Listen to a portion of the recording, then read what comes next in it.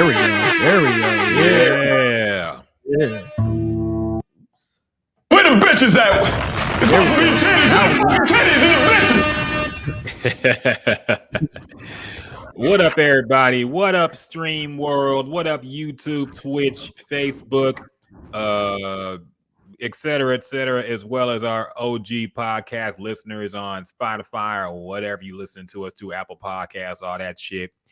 We are back at it with another jam-packed, exciting episode of Gems and Juice podcast. Me and Figgy to our separate corners, as you see. We ain't live in the building no more. We still live, though, just not in the building, technically. Live and in full effect. Live in full effect.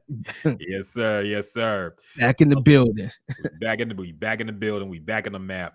Happy to say, see your niece Diasha. Happy wishing you a happy birthday. I was gonna get to Figgy's birthday in a second. I was trying to hype it up, okay? But since you done spoiled it, happy birthday to the man himself, the one and only Figgy Fig. Figgy Fig Day. Sylvester Turner, I know you listen to the podcast. Make today Figgy Fig Day. The Figgy National holiday is Figgy's birthday. How you feeling, Figgy? Man, I'm feeling good. 34 years, man. Yeah. Been rocking for 34 years, man. It's crazy. Because I ain't trying to get mushy, but I always think about like, dang, it's a lot of people I know that didn't make it this far. And I'm like, damn, I made it to see 34 and I'm in a whole nother city. Yep. It's amazing, man. So I appreciate all the love I've been getting all day. I'm not really big on birthdays. Mm-hmm. I worked today. It was a normal day for me. But next week I got my big sister. Shout out to a friend of the show, Ashley. She coming down to H-Town next week, and we gonna chill and kick it and try to take over the city. I might even go out. I might even. Oh, hey, you gotta do it big, man. You gotta do it big for the birthday weekend. Dog. I know. Yeah, man. I feel like once you hit mid-30s, the birthdays don't mean shit no more, really. They start to get more and more depressing once you inch towards 40. So, yeah, but now I feel you. It's crazy because, like, I don't know if you ever experienced this, but have you got to the point where, you at the age where you remember your parents was at one point? Yes. Because I remember being a kid and my dad was 34. And now I'm like, damn, I'm the same age when my dad was 34 when I can remember. Dog, I had a moment like that when Coolio died because Coolio was 59 years old. My parents were 60 years old. That means that when Gangsta's Paradise came out, my parents were only a year older than Coolio. Damn. And I never thought that my parents could have been rappers or my dad could have been a rapper. But I mean, I guess he could have. If Coolio blew up at like fucking 32, 33, my dad could have been a rapper, dog. Yeah, and that blows my mind in the mid-90s. He could still been chasing that dream.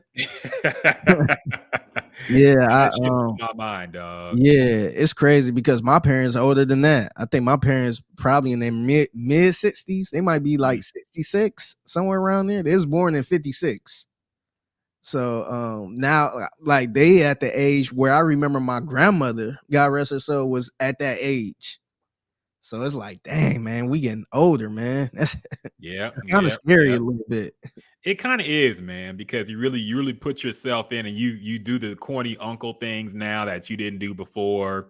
Like I'm like that with my nephews and my niece. They got their own little life, but I still see them as little kids, man. They damn near grown at this point. They all teenagers almost. So yeah, it's crazy, man. You see yourself thinking and doing all the corny uncle stuff that you hated when you were a kid.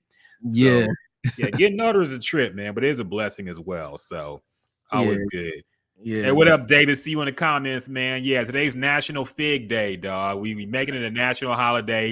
If Biden's doing all this shit for the community, he could at least make a National Figgy Day, okay? You trying to pardon all the weed smokers? Yeah. You trying to do all this shit? We need if Sylvester Turner won't do it, we need to go up the chain. We gotta talk to Kamala. We gotta talk to his Biden. Ball. Yeah, we gotta take it up to the top.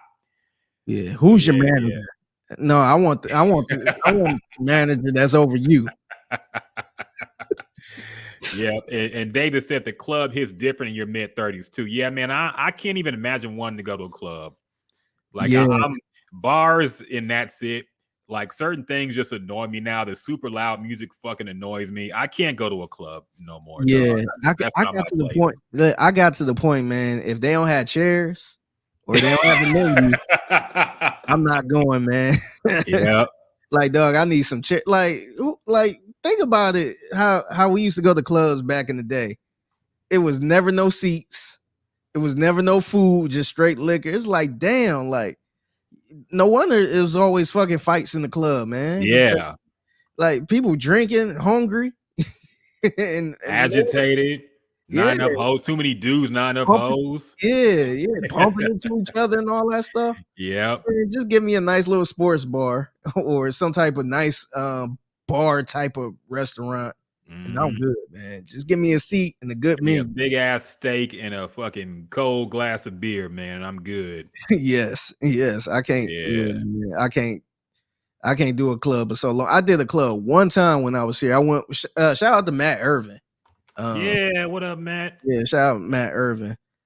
He was DJing at a club one time, and I don't think this club is even here. Remember the club with the I think it had like 3 different parts to it. Mm-hmm. It was right off the it was right off of I-10. I forgot the name of the spot. But he was there and I went there. I was just like, man, I was just standing by the DJ booth, man. I'm like, how the fuck is people in this crowd hot as fuck drinking? And it's just like, man, this is like this is a young man's game now. It is, man. And shit, we had it harder though, because like they've really laxed on the fucking dress code. But back in the day, for a lot of places, you had to wear dress shoes. You couldn't wear sneakers. So you had to get dress shoes and You know how shit. many times I done went to a spot and no, you can't get in with that hat. Yep. It's like, what the fuck? Like, we see somebody in there with a hat. Like, no, you can't get no, those jeans got some rips in it. Nope. Yep. Yep. Like, Oh, you got a t-shirt. T-shirt costs $200. Oh, you got a t-shirt? Nah, bro. Like, okay. yeah. So, yeah. These new kids ain't got no dress code like that. They actually wear fucking Jordans in the club now. So I don't want to hear no complaining and belly. They used to be targeting us, man. They used to be like, no white tees, Yeah. no plain black tees, no sneakers, no hat. Like everything we used to wear, they say, nope. Yep. Somebody did a skit. I want to say it was that RDC dude did a skit about that. It was hilarious about how a bouncer was just like checking everything and saying you can't get in with that haircut. And then somebody like, okay, let me cut your hair real quick. Let me cut your hair real quick. It's like, okay, no black people allowed. Okay, you made me say it. So yeah, that's just ridiculous. Yeah, man. But, yeah. you know, they knew what they were doing. They're trying to keep a certain element out the club. So yeah, it is what it is. Oh yeah, Ernesto, what's up, Ernesto? See you in the comments as well on YouTube. What's happening, man? What up, bro? Yeah, David, peace out, man. Take care, dog. Appreciate you popping in for a little bit. Yeah, appreciate you, my boy David, man. So a lot going on this week, man. Some new music drop, a lot of hot topics going on in the culture. So let's kind of skip to that. I guess we could skip sport. There's nothing to talk about sports wise. Yeah, the Texans. Sorry, we might get the first overall. Yeah, I refuse to talk about the Texans anymore on this podcast. Man. Yeah, I think we had enough. Okay, after that last game, I think enough Texans talk unless something crazy happens. Yeah, this team is just bad. We got the next time we talk about the Houston Texans is when Deshaun Watson come back. Draft season, yes sir, yes sir. Yeah. But have you seen? We'll talk about that later. Talk about the NBA action going on a little later. We'll say the sports talk. I know your niece is in here, so we'll say the sports talk for a little later. And let's go to the new releases, man. New music. Yes, the long-awaited album from the now duo. Used to be a trio called the Migos. The Migos is no more. Yeah. Now it is Quavo and Takeoff. Unc and Phew. Otherwise known as Unc and Phew. But I don't see the album called Unc and Phew. Yeah, it's not Unc and Phew. They only named they only named that one song Unc and Phew. Yeah, I'm guessing it might have been a label problem or something where they can't probably, change or it would have fucked up the streaming. Like Yeah, you can't just name yourself something different and have a whole So yeah. I miss then them days. Quavo Like Takeoff. you had people like Machiavelli. Yep. Change their whole name. Niggas just change their name for no reason. Yep. Yeah, I miss those days. Yep. They finally dropped this album. It's called Only Built for Infinity Links. It has pretty much everybody you'd expect on this album. It got Young Boy, it got Young Thug and Gunna, it got Birdman, surprisingly, I guess, Gucci Mane, Summer Walker, but otherwise it's pretty lean on features, man. I was kind of surprised about that. Only a few handful of features. It's 18 songs long, about just under an hour in length. And yeah, starting to pop off the fall winter season with some new music, man. Finally dropping this new album. So Figgy, start with you, man. It's your birthday, so we gotta get your takes first, man. How'd you feel about this Quavo and Takeoff album, and do you think that it's a better sound than the last Migos we heard? Hold up, I can't hear you, man. You're muted. You got me now. You good now? All right. Yeah. So I listened to this whole album, and it was actually. Look, man, I'm a fan of this duo, man. I'm a fan of Quavo and Takeoff. I did not think I'd be a fan of just these two because Offset was always the the best one, I guess, out the group.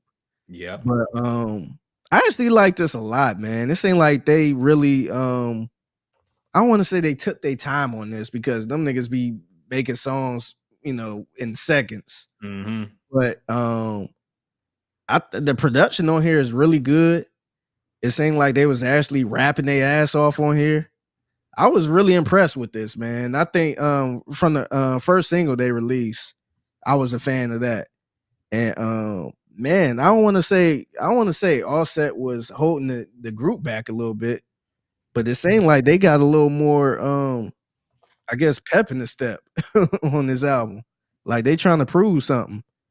And I think it sounds dope, man. I like the the first song, the To Affinity Links.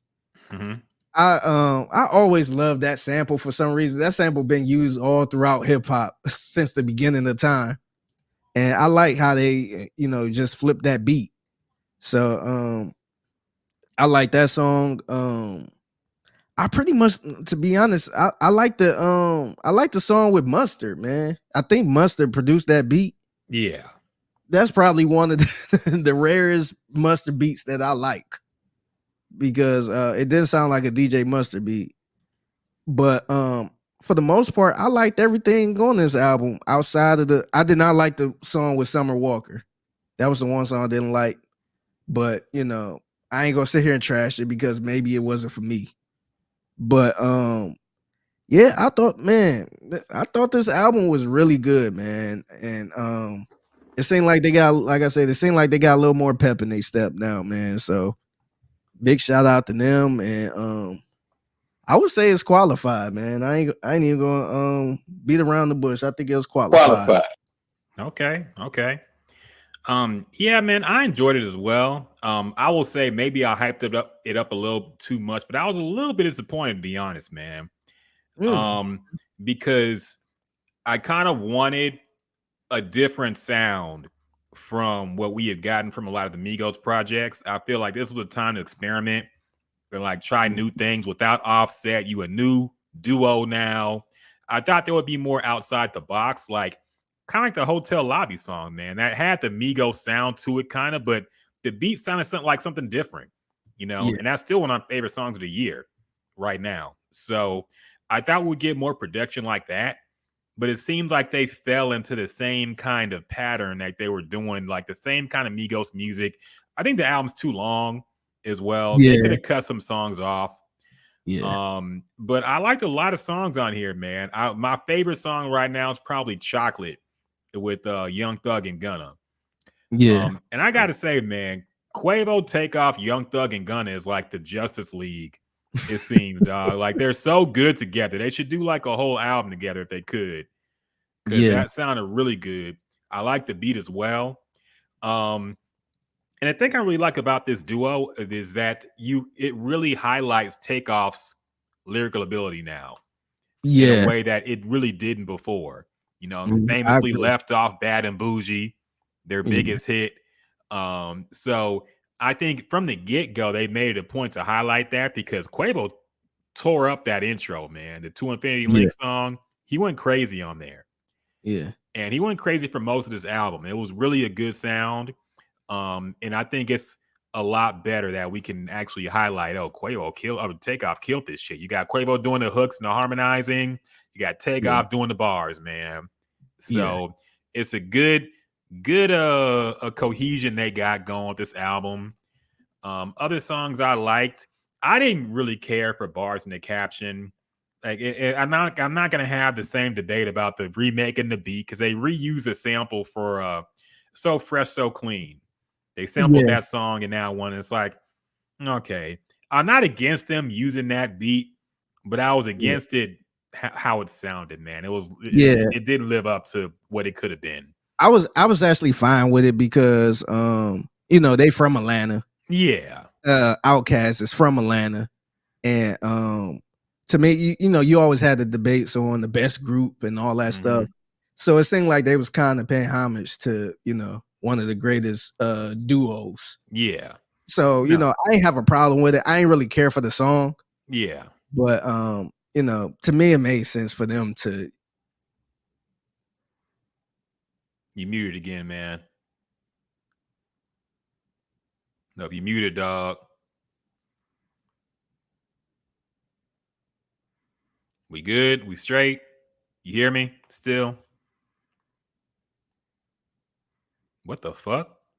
Did we lose Figgy Fig on his birthday? Oh no. Figgy, you hear me?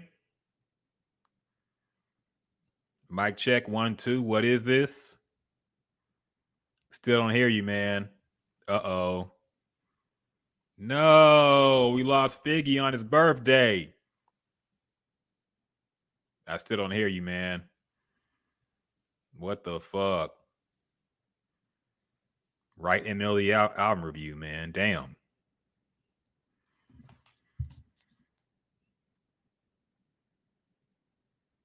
Nod your head if you okay. We're technical difficulties trying to get Figgy back. Still don't hear you, man.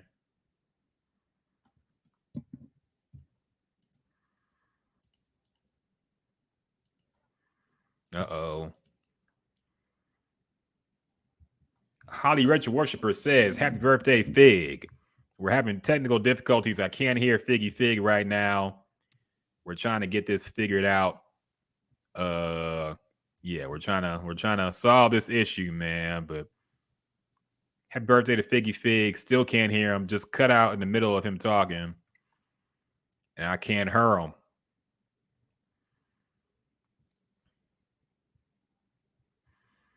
So we gonna get this ironed out, man.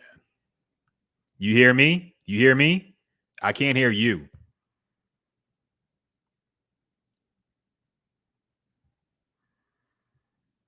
Check it, check it, check it.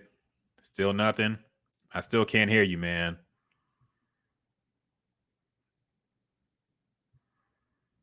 Y'all can say HR for short till I change the name. Okay. Thank you for the code name, HR. We'll go with that. We'll go with that.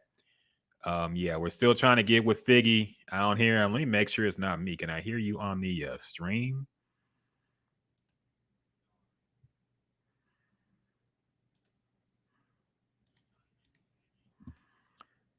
Yeah.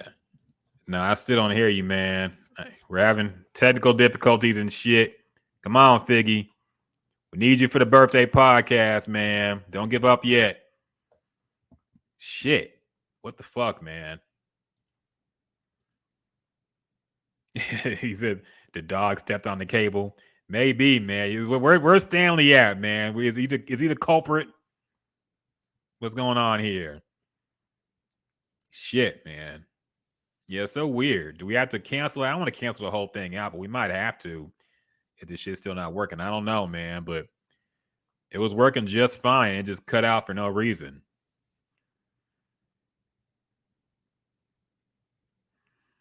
Weird shit, man.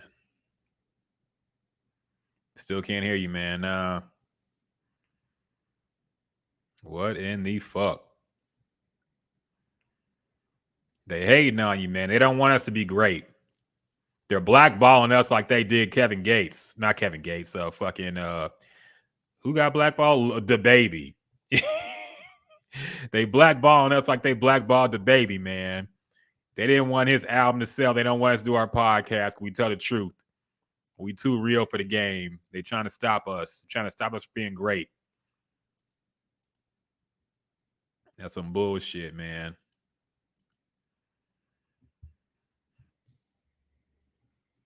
I mean, shit. I really hate to cut this podcast short, but if we can't figure this out, we might have to reconvene at a later date. Yeah, man. I still can't hear you, dog.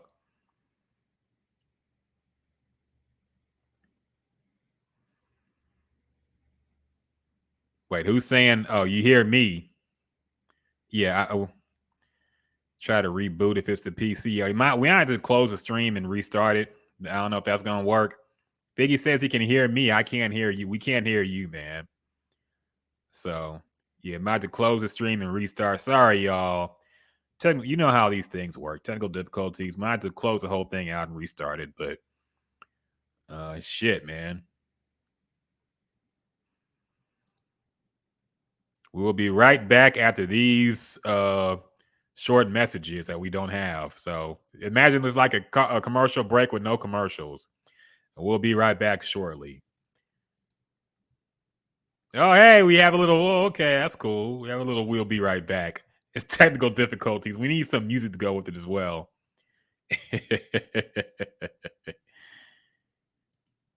Oh shit. Oh, there we go. This is when you're on hold with tech support trying to fix your Dell computer.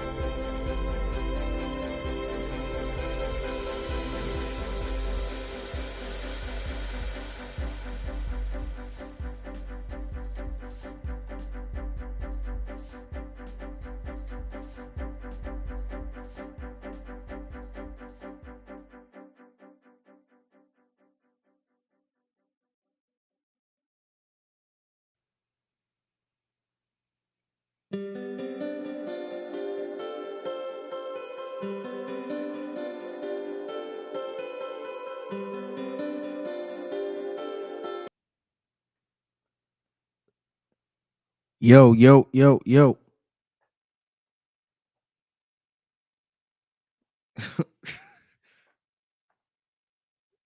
Can you hear me? Can you hear me? Oh yeah, I hear you now, man. Okay. Got me Man. eating, dog. I was like, hold up. Yeah, I don't know what happened, man. It might have been my desktop. I'm on my damn laptop now. Oh shit. You put this fucking food up, man. Hold up.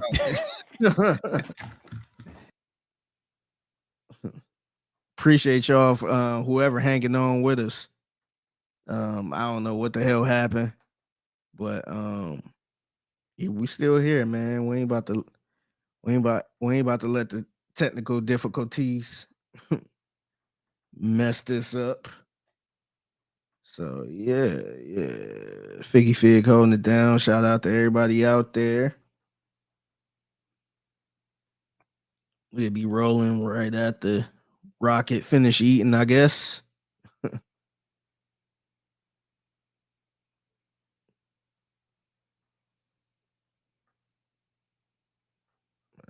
Here we go. All right. We are back. Back in full effect. They can't stop us, man. The government, CIA, FBI, they can't stop the podcast. Not on Figgy Fig Day, man. Man. We are back in the building. Figgy back with us. We can hear him loud and clear. Yeah. Back on the podcast, man. We ain't gonna stop. We can't stop, won't stop like Diddy in 98.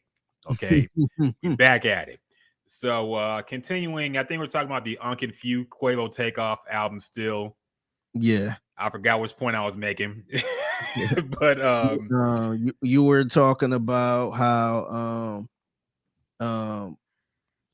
I guess Offset, not Offset, but Takeoff actually showing his ability on this. Oh one. yeah. A little more. I do like, yeah. I mean, he killed it on this album, man. I did mention there were a few skips. I like the 230 song, but I got to get on my old man to stoop take. Like, how many junkie anthems are we gonna have, dog? Like, is this era just never gonna end? Yeah. Niggas talking about Percocet, niggas talking about walk, lean, pills. Like, is this era ever gonna end? This has lasted longer than the shiny suit era, I feel. Is this the I'm a junkie, I take a shitload of drugs era just never gonna end?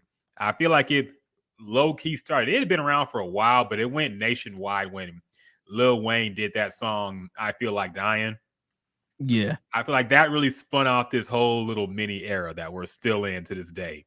That emo era. Yeah. The Percocet, the drug love songs, getting a little tired. Weed, I can understand. Everybody make a weed love song. Weed song's been around for years. Exactly.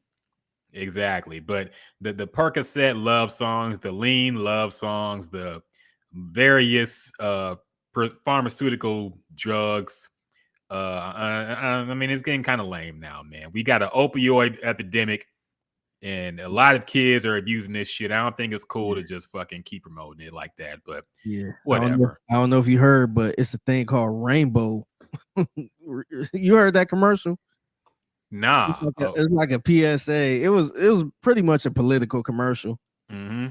Like, yeah, these drug dealers across the borders are coming into our country very easily, and they got a new drug called rainbow candy or some shit, and they passing it out to kids for Halloween or something. Oh my god, that again. Yes. Now this shit been going on since I was a kid. Because I remember there was one incident, and I think it might have been before I was born, where somebody put razors in candy. And ever since then, it's been like fear mongering. Oh, people are putting drugs in candy. People are putting razor blades in candy. People are putting all this stuff in candy. Number one, if you got drugs like that, why would you give it out for free? Yeah, that's my main thing. Did you see this video on Twitter? Somebody interviewing a white lady. Mm-hmm. And she was pretty much like, they got this rainbow candy and they putting drugs in candy for kids, blah blah blah blah. And like, how do you know that? Like, do you watch Fox News? They said it on Fox News, and it was just like, man, like why would people just give away free drugs? Yep. To kids and just put it in candy, just pass it out like that. It could have been one person in one neighborhood nobody ever heard of, and suddenly it made the fucking national news, man. So yeah, nobody just giving out drugs for free. And if kids really want drugs, all they gotta do is go in their parents' fucking drawer and gotta get Halloween candy. Yeah. So yeah, that shit's ridiculous, man. Well, yeah, but this song, like I said, I'm getting sick of the being a junkie is cool type era. The funny thing is the song started with that rapper, that infamous interview where that dude was talking about how he needed a perk. I forget, like his name is like Lil Got It or something. And the dude was talking about how he needed a perk, and the interview was like, he's like, he asked the interview if he does perk. He's like, nah, man, I don't. I need a perk, man. I'm itching. You gonna be okay? Hell yeah, no, I ain't no motherfucking junkie. So yeah, I mean, it kind of felt like they did it tongue in cheek, but I am getting a little tired of this song, man. This whole that whole thing is getting kind of played out to me. Yeah. Now apparently there was some little controversy stirring because there was a song called "Messy" that Quavo talked about. There was some bars that got people's eyebrows raised. A few conspiracy flags were flying, or some theories were flying about. Quavo said something to the effect of his girl smashed his dog behind his back, and you should have told us. I would have blessed it. If you want a gang, you should have told us. I would have blessed it. But now you went behind my back and shit got messy. People are speculating that this was Offset and Sweetie. Yeah. Because everybody knows Sweetie and Quavo were dating. They broke up. We're not 100% sure why. And now that this is flying out, they put it in the song. And his dog could be anybody, to be fair. Yeah. But people are speculating it could have been Offset. And I kind of feel like we would have heard about it if it was Offset, because Cardi B would have been involved as well. So, yeah, I don't know what to make of that. What do you think about that theory, man? I don't think it was Offset because, you know, if you know the Migos, you know they're actually related. Yeah. So I don't think he would refer to his his blood as, you know, you my dog. Mm-hmm.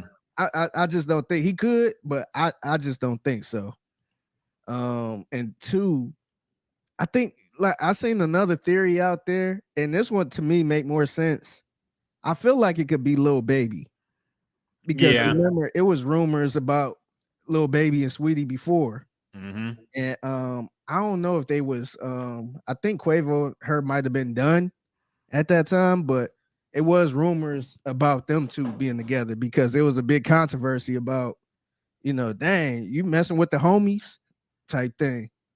So I think that's a little more towards it to me. I feel like it could be about Lil Baby because Lil Baby wasn't on this album.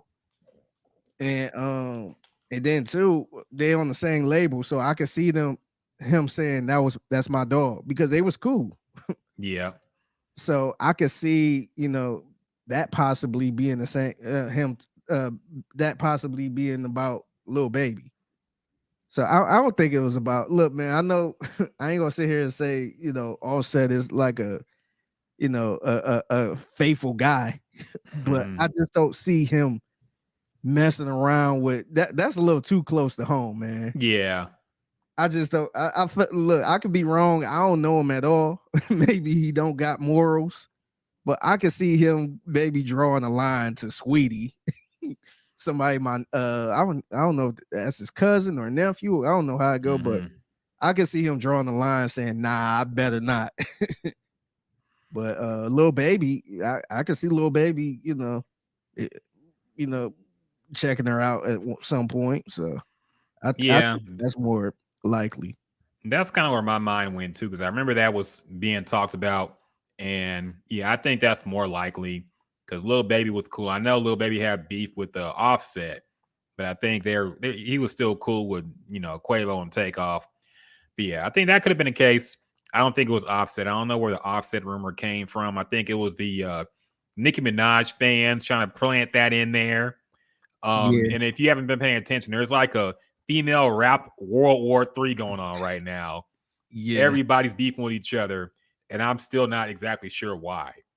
Yeah, I tried to follow it a little bit because you had JT of City Girls and Cardi B going back and forth on Twitter, like live and full effect in front of everybody. And I'm like, damn, I was trying to keep up. I wasn't sure, but from what I gathered, I think it was started by some little rumor from a fan account.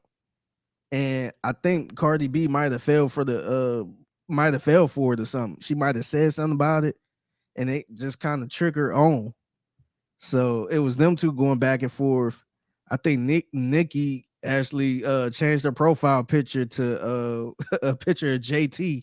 And then Cardi B changed her profile picture to a picture of Remy Ma. So I was just like, man, like whoever be liking this type of beef. Yeah. Like I'm cool. I was enjoying it for the moment, but I was like, man, like what the hell is going on? Dog, it's too much. It's kind of like watching Game of Thrones like middle of the way through. You don't know what the fuck. There's too many plot twists, man. I can't keep up. What the fuck is happening? Yeah. Like if you're not following this from day one, and like day one, like back in 2018, 2017, maybe, you're lost.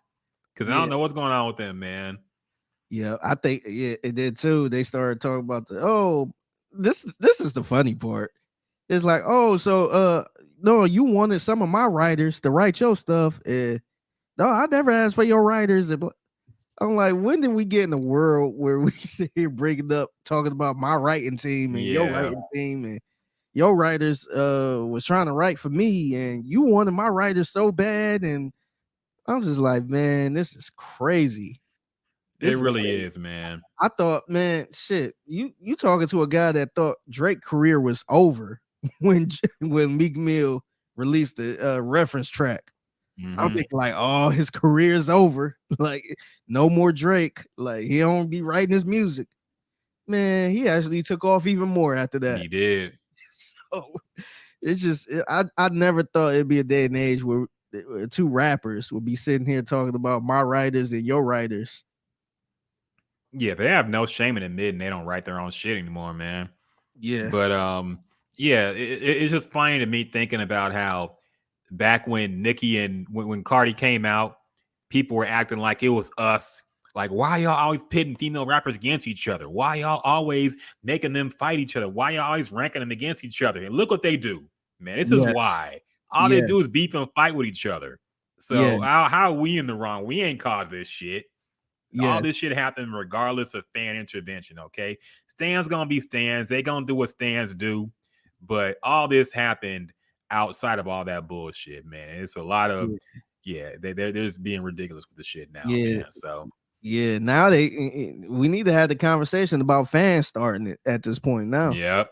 Like, look at these diehard, the Beehives and the Barbs and all these other crews. They the ones starting all the bullshit, and the artists being dumb enough falling for it. Yep. No, they do feed the fire for sure, man. They be playing shit. They be trying to dox people, get their real addresses and shit, and it's wild, man. So crazy game. People need jobs, okay? We need to stir the economy. We need this productivity to be put in the workforce, man. Everybody dedicating their life to being a stand for Cardi B or JT or Nicki Minaj needs a full-time job. Yeah. And if you already have one, you need something to do in your off time. Do not be a stand online trying to start fights. How do you have time to even be doing all that, man?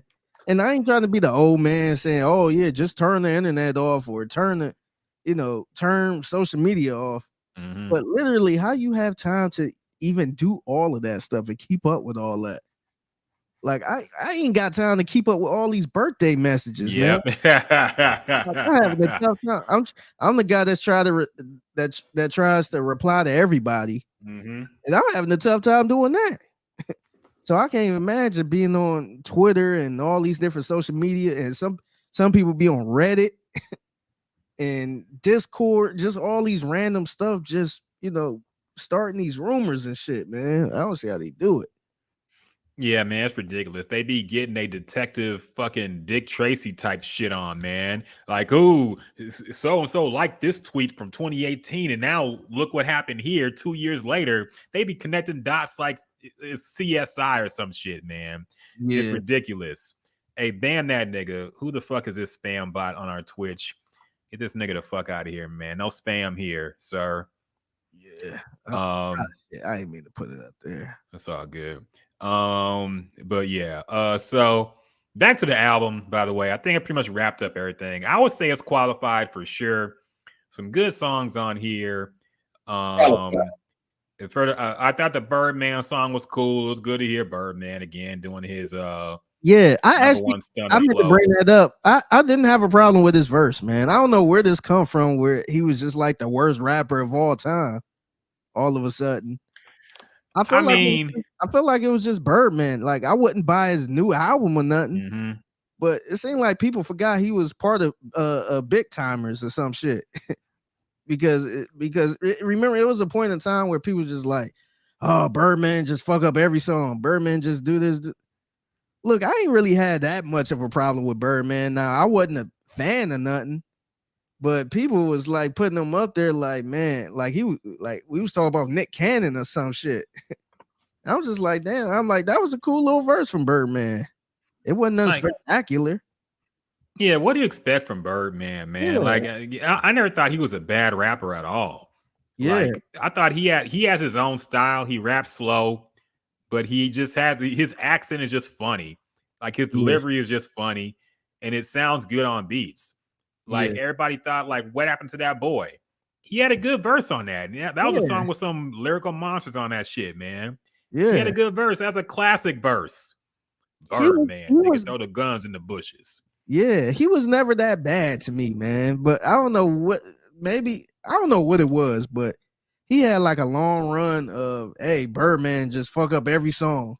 I always thought that was like New York people saying that shit. So I'm surprised when people who actually listen to Southern music think that Birdman was trash.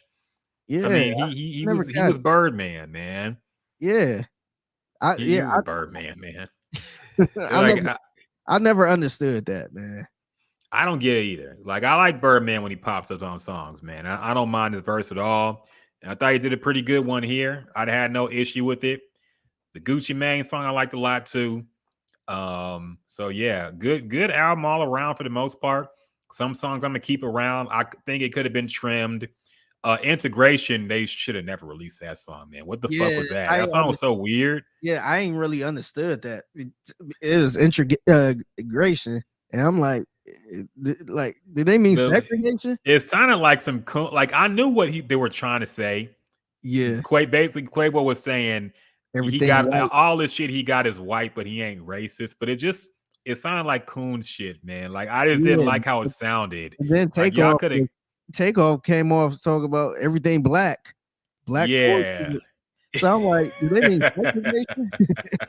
Like I ain't understand what I ain't understand. I was confused with that song. That was just a weird song, man. I don't know. I guess they were trying to do a little something. They thought they were trying to spit knowledge or some shit. I don't know. It was just weird. They could have kept that song off.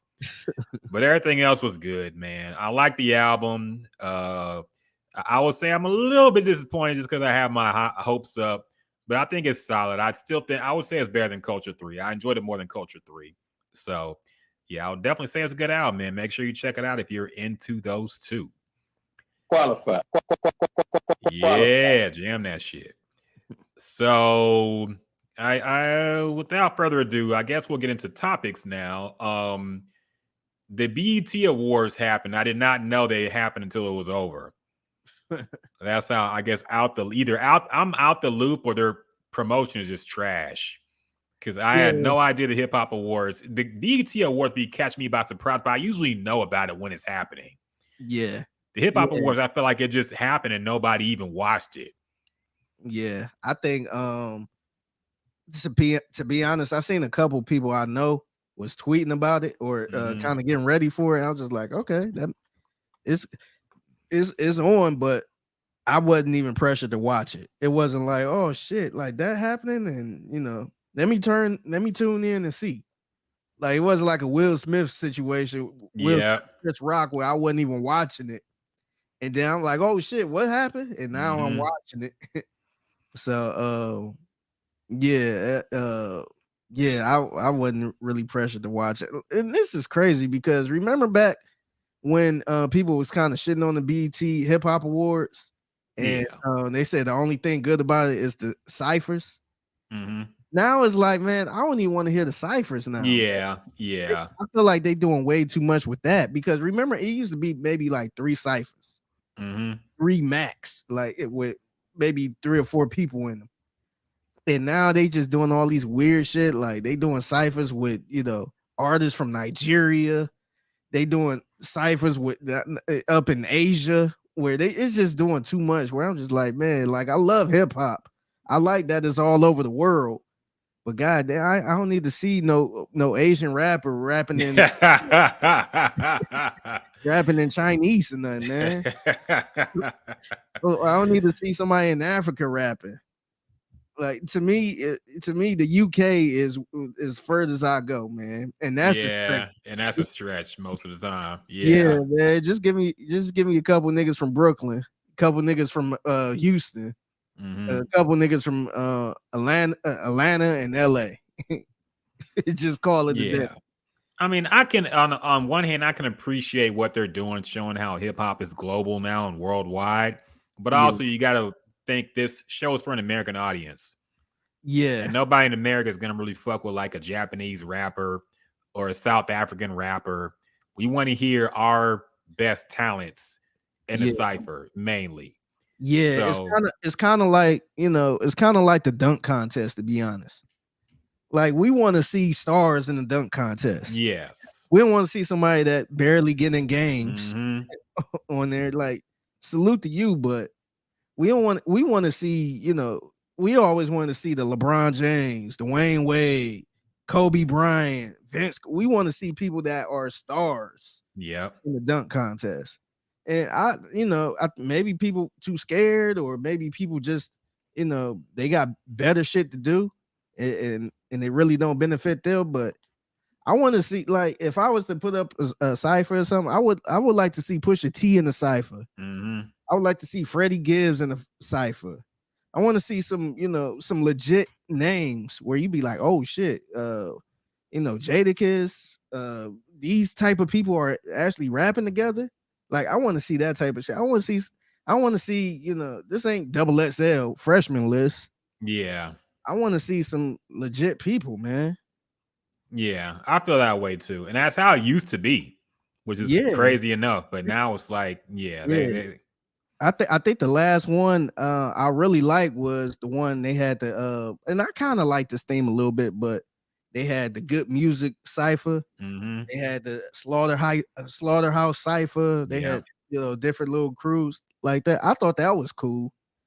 But that was the last best one. And then I think one before that was like one that had Fabulous, Joel Santana, Jadakiss, Styles. They had like real people, and then DJ Premier was on the ones and twos. So it was like super legit. It wasn't no corny ass people. So, I remember the one that had Kendrick Lamar and Lil B on the same one, man. Oh, Lil B was awful, but it shit was hilarious.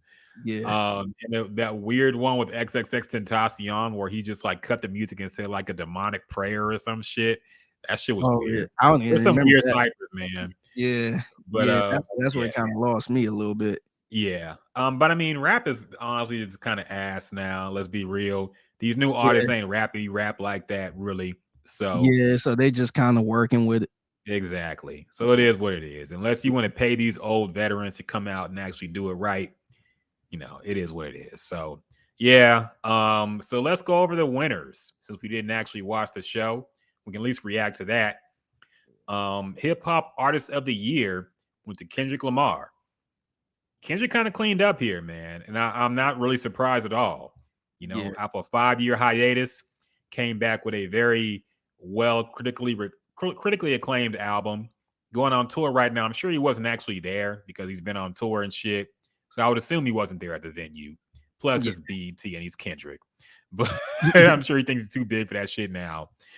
But I did notice he kind of cleaned up this year, man. So good for him. You have any issues with that, man? The nominees were Cardi B, Doja Cat, Drake, Future, Kanye West, Kendrick, and Megan Thee Stallion. Yeah, I had no issues with this. Same here. Same here. Hip hop album of the year. Lotto for 777. Drake for Certified Lover Boy. Kanye West, Donda. Future, I Never Liked You. Pusha T is Almost Dry. Nas, King's Disease 2. And the winner was, again, Kendrick Lamar for Mr. Morale and the Big Steppers. I think we both good with that. Considering the nominations. Yeah, and I'm kind of looking at it through different lenses of, why do it make sense for him to win this over the other ones? Mm-hmm. Like I like King's Disease 2 more. I kind of like Pusha T's album a little more. I love that. I think Donna probably the best album on here, but it don't make it would be a slap in the face, especially what Kanye been doing as of late. Yeah, to give him the album of the year, the hip hop album of the year. So it made total sense for Kendrick to win this, and I'm cool with it. Me too. The only argument could be made maybe for Certified Lover Boy, because that was a huge album that stayed #1 for a long time. Yeah, that was probably the biggest album on this. Yeah, list for sure. But I had no problem with Kendrick winning it, man. I think of all those albums that was the best one. I didn't hear Lotto, so I can't speak on that. But I'm sure it is what I think it is. Song of the year. Speaking of Lotto, she won this one. Lotto won Song of the Year for Big Energy. Yeah, Glorilla and Hit Kid. FNF was nominated. Jack Harlow, First Class. Cardi B, Kanye West, Hot Shit. Kodak Black, Super Gremlin. Future, Drake, Wait For You. Drake, Future, Young Thug, Way Too Sexy. Nominees. Yeah, this is the one that kind of got everybody's attention, including Kodak Black. This is the tweet storm he kind of went on. He was upset he didn't win for Super Gremlin. And Super Gremlin was a huge record, man. But so was this Lotto thing too. So it's not like Lil Baby winning Artist of the Year over or Megan Thee Stallion winning over Lil Baby for Artist of the Year or whatever. I feel like that was way too soon. But this, I mean, these are comparable hits, man. I didn't see the issue with this. Yeah, he thinks that it was some fuckery going on, and he should have won this.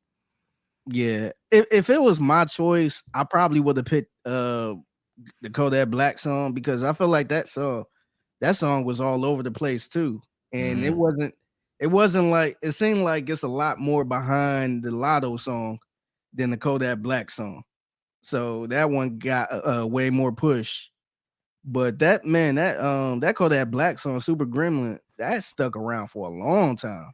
Yeah, I'm like, damn, it's fair to say that might be his biggest song. Like, that song stuck around for a long time. Like, I ain't like it at first, but it just grew on me. So I wasn't really shocked, but if it was me, I would have gave it to that over the Lotto song. But he was upset about it.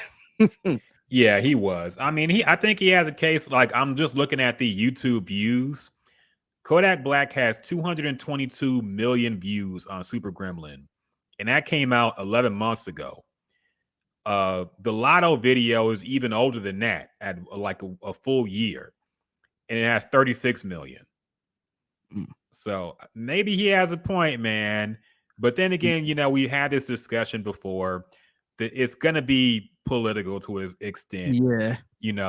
They're not going to give Tory Lanez an award, even if he deserves it for some of the music he's made. They're never going to give him an award because it's going to be political. They're not going to give Kodak Black the Song of the Year because he's Kodak. So he kind of say a lot of stuff, and it's more safe and beneficial for exactly. Because to be honest, I don't even know if the label is fully behind Kodak Black like that. No, probably not. Not like Lotto. They pushing Lotto up there. So it make more sense for her to have Song of the Year. So I kind of feel him, but he was hilarious with the tweets, to be honest. He was.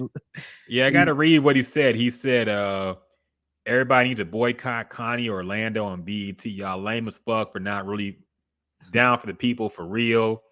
Not Drake, not Future, but Lache. I guess he meant Lotto. Hell nah. She needs to be fired. That stupid ass song ain't moved nobody. I ain't forget about me at this point. At least "Fuck Nigga Free" was an anthem. The fuck you think "Song of the Year" mean? the woman empowerment shit, cool. I don't take nothing from nobody, but you still got to work for it. Don't just simply give it to somebody because they a woman. If that's the case, y'all should have gave the song of the year to Glorilla, not that hating ass mutt. Damn. So it seemed like he had more beef with Lotto winning it than he did losing. He kind of got a little spice towards that too. Yeah. So I think that's more so beef between them. He just don't like her. I mean, it seemed like Super Gremlin was a bigger song. Looking at some views on YouTube and shit, I'm sure the streaming numbers were bigger too. So yeah, maybe he has a point. I don't know, but then again, it's the BET Hip Hop Awards. It's political shit behind it. So exactly. Lyricist of the Year nominees: Baby Keem, Benny the Butcher, Drake, J. Cole, Jack Harlow, and Jay-Z. Jay-Z for what? One song? Yeah. Why was Jay-Z nominated here, man? I don't know. Come on, man. They could have put Pusha T in here. He ain't dropped an album in how long now? Yeah. And why is he up here for Lyricist of the Year? For that one verse that everybody said was the greatest of all time? Yeah. Okay. Kendrick Lamar won this one. Well deserved. So moving on. Best hip hop video. I don't know if I've seen any of these videos. I didn't either. Yeah. I've seen a couple. ASAP Rocky for DMB. I have no idea what that even was.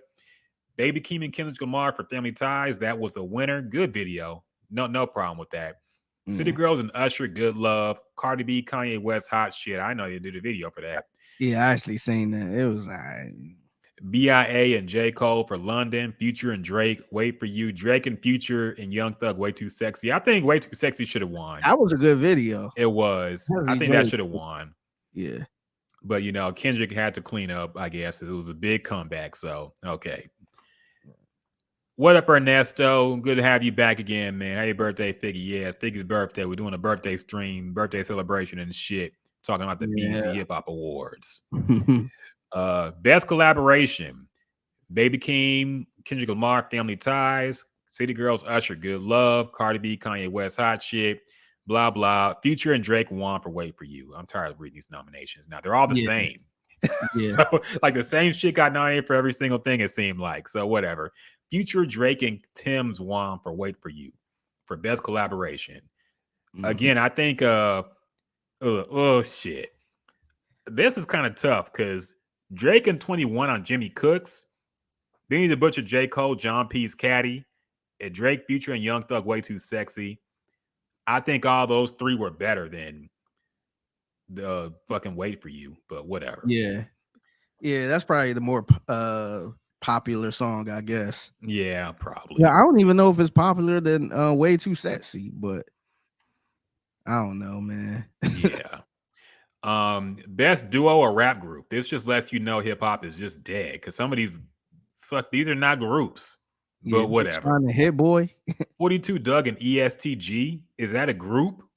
A duo? Did they do a song together? I guess. But Big Sean and Hit Boy, Birdman and NBA Youngboy, The Baby and NBA Youngboy. Yeah. I think they did do an album together, I think. But Blast and Bino Rido. I don't know who that fuck is. Earth Gang won. Styles P and Havoc. I didn't even know they released a project together. But that's wild. Earth Gang won. About it, man. So that's the Locks and Mobb Deep. Yeah, that would have been huge in fucking 97. Yeah. Unfortunately, it's 2022, so it's a little too late for that. Best live performer. Kendrick Lamar won. Yeah. Well deserved. He's doing a great tour right now. I've heard nothing but good things about it. So yeah, give it to him. Best breakthrough hip hop artist, no surprise here, is Glorilla. Yeah. Some of these people, I don't know how they were on here. Like Fabio Foreign had been around for a minute, man. Why is he just getting nominated here for best breakthrough hip hop artist? Yeah. But whatever. Sweet 16, the best featured verse. It was a tie. Why we have tie? What the fuck is this, man? This is what pissed me off too, man. Why are niggas tying? Man, get your ass off the fence. Yeah, what the hell is this? Yeah. The tie was, but This ain't even like a hard ass, like, oh shit. This ain't. And then went to the same nigga. Yeah. That's what kills me. Drake tied with himself in this. Drake, the best featured verse was Drake on Churchill Downs with Jack Harlow, and also Drake on Wait for You. So he just, what, did he win 2 awards? Or they just give him one and say it's for 2 songs? Just pick one of them songs and keep moving. Get off that man dick, okay? Don't give him fucking a tie for the same dude, for the same, come on, man. Yeah. Video Director of the Year, Kendrick Lamar and Dave Free, okay? Producer of the Year went to Hitmaker. What a rebrand for Hitmaker, man. I'm proud of him. That's probably one of the biggest rebrands we've seen. 100%. I still remember him being a joke as Young Berg. Yeah. He done turned around and now he's Producer of the Year. Yeah. So, don't even rap no more, man. Yeah, don't need to. Yeah. Hustler of the Year. This is where I always laugh at because I feel like it's such a coon ass award to give somebody. Yeah. Hustler of the Year. Yeah, it's just funny. What's the criteria of hustler? Like, what are they looking at? Yeah. Whoever posts the most on Instagram about their businesses is hustler of the year. Yeah, whoever got the most LLCs. Fucking ridiculous, man. 50 Cent won best hustler of the year. I guess because he got TV shows on TV. Yeah, okay. It's funny he won over Jay-Z. Right. Like, you seriously. What the fuck? Like, who out hustled Jay-Z right now, man? To get to where he's at and look, like 50 Cent is like, look, he's successful, okay? Yeah. But he seems to be all over the place a lot of times, and I don't see how you can say he's bigger than Jay-Z. But I don't even know this is such a weird ass category and award to win. What's the criteria? Yeah. Exactly. It's some niggas saying yeah. How do you even? I want to know how the voting room looked. Yeah, when you voted for Hustler of the Year. I would love to what your argument is. Just imagine them sitting around a big table. All right, Hustler of the Year. Why do you think 50 Cent is going to be Hustler? 50 Cent, I think he all about his money, Yeah, he made power. Yeah, he made power. He got this wine or liquor. And all right, what about Meg Thee Stallion? Why should she be Hustler of the Year? Oh yeah, because she got her own. She got her own meal. She got her Popeye sandwich. She got her own hot sauce. She-Hulk. Come on, man. I'm surprised they don't actually do Trapper of the Year and give it to Young Jeezy 4 times in a row. And give him a lifetime supply of baking soda clientele, Rolly Watch, 2 pots and 3 scales. Get about 50 in the hum. Okay. DJ of the Year on the DJ drama. Who cares? Best hip hop platform was a tie. This took up the whole timeline. Did it really? Yeah. So Carisha Please, which is Young Miami's part thing, yeah. Show on Revolt. Mm-hmm. She tied with the Drink Champs. And mind you, her show just started, I want to say this year.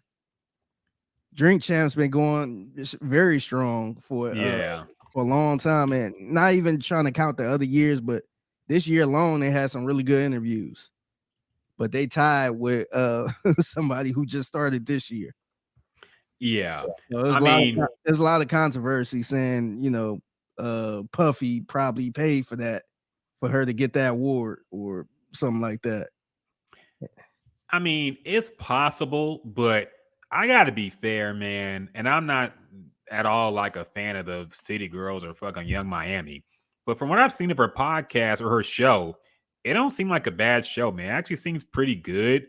I mean, it's a solo interview. She's asking questions. It's like a natural discussion. Drink Champs, they get good guests and they have good moments, but they be annoying the fuck out of me, man. Especially Nori. He's a terrible interviewer, man. He gets too drunk. He talks too much. He slurs his words to the point so you can't even understand him sometimes. And it's like a room full of niggas hyping each other up all the time. Yeah. So sometimes it's annoying because you want to hear more intimate stories from the artist or the guest. And you get that more on Carisha Please than you do on fucking Drink Champs.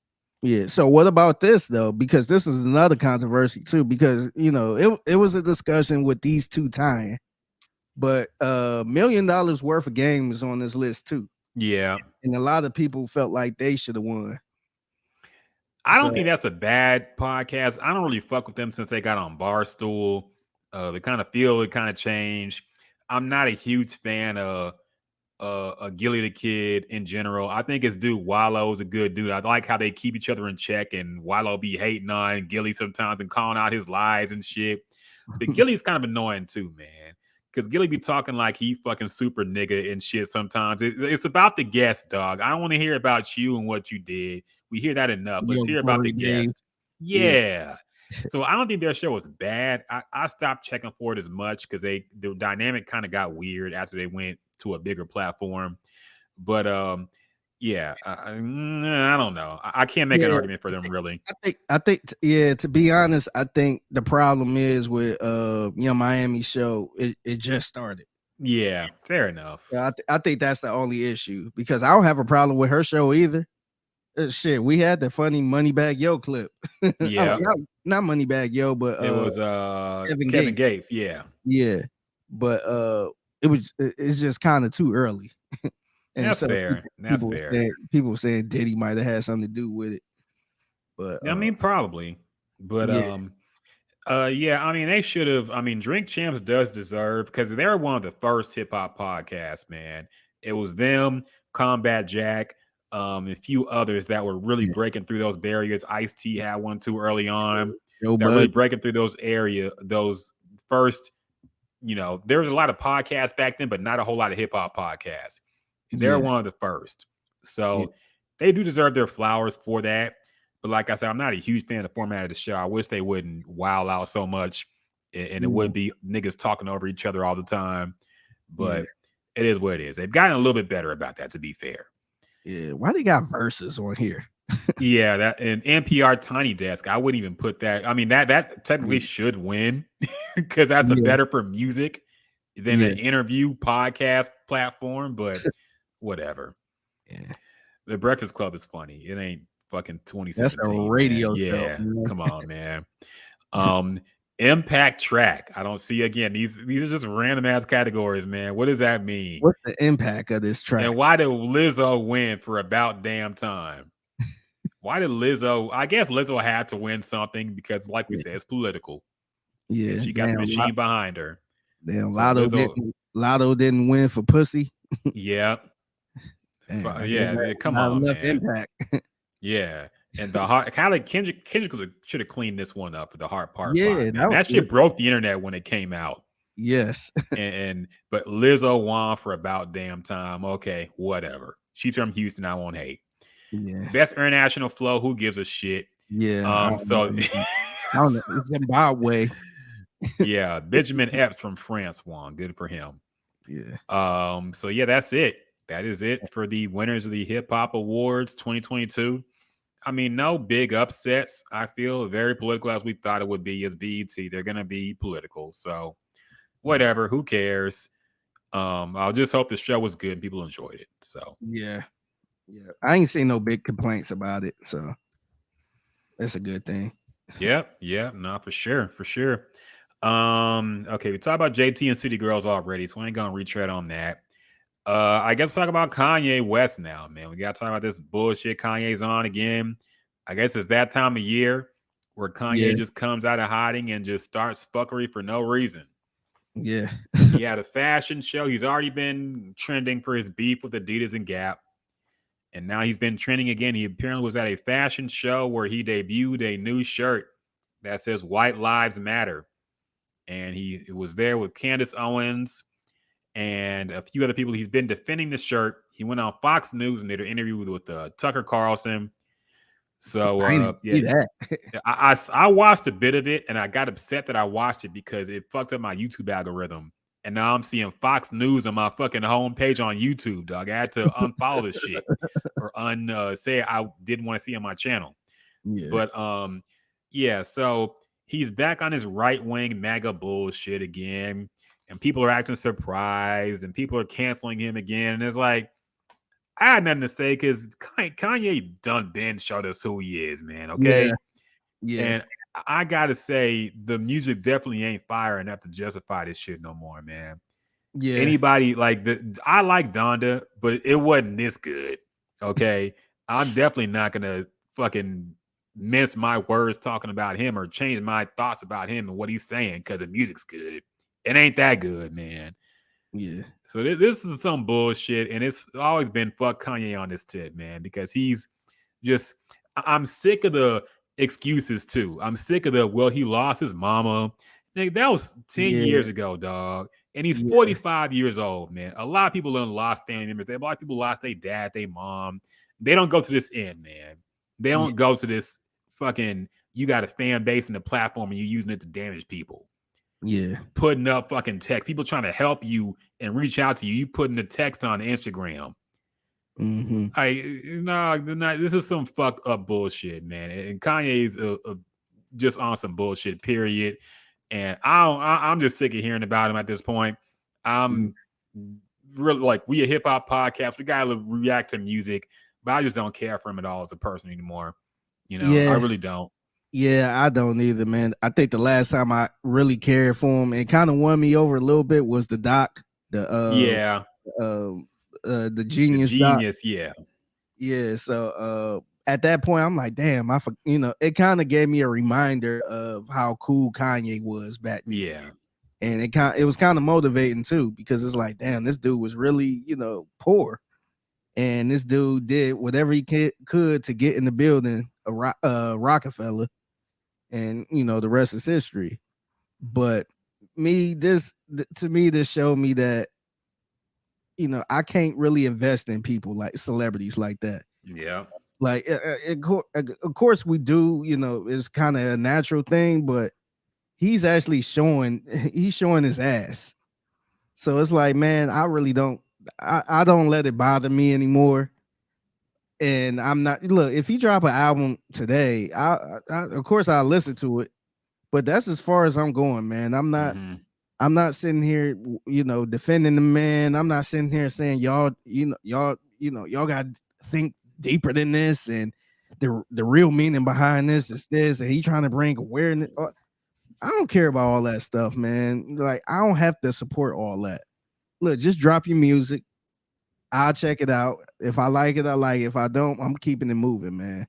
Like, I don't have time to sit here and defend this dude because I don't know what he stand for. It seemed like, I don't want to sit here and say, oh yeah, he's a coon or anything like that. But it seemed like he just doing stuff for attention. It seemed like he just trying to, show off. He trying to get attention. And I don't care for it, man. Just I rock with your music. I might buy some Yeezy phones or some shit. Mm-hmm. But look, I'm not sitting here, caping for this man like this, man. It's ridiculous.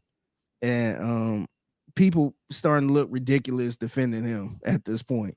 And I'm not sitting there saying don't listen to his music and boycott him and all this other stuff. But you ain't got to sit here and defend this man. You can sit here and say, hey man, this what he's saying is stupid as fuck. But I still like the music. And you don't have to sit here and say y'all don't understand and this And is things way on a above deeper y'all level, head. okay? Yeah. So I look, man, I don't know what he talking about. I don't agree with none of the shit he been doing. And if he drop a song, cool. If not, I'm not defending this man. Yeah, no, and I feel the same basically, man. It's like in the Genius documentary, I think people always hold out hope that the old Kanye gonna come back, man. Yeah. And you see things like when he went back to Chicago and went to the radio station, that woman was crying because she was so upset because of what Kanye meant to the black community and then what he had been saying. And you feel like, okay, maybe he actually understands what he's doing is hurtful. Yeah. But then he just goes back and does the same shit again. Yeah. So this is who he is, man. Okay. I don't know if this is who he always was, but this is definitely who he is now. And he's not going to change. He's not going to suddenly understand the plight of black people again. He's not going to be somebody who's going to be an important voice in our community again. Like those days are over, man. He's on that side now. So think of it however you will. And some of his views I don't have a problem with, man. Like some of the abortion thing, okay, I understand that. Everybody got different views about abortion, whatever.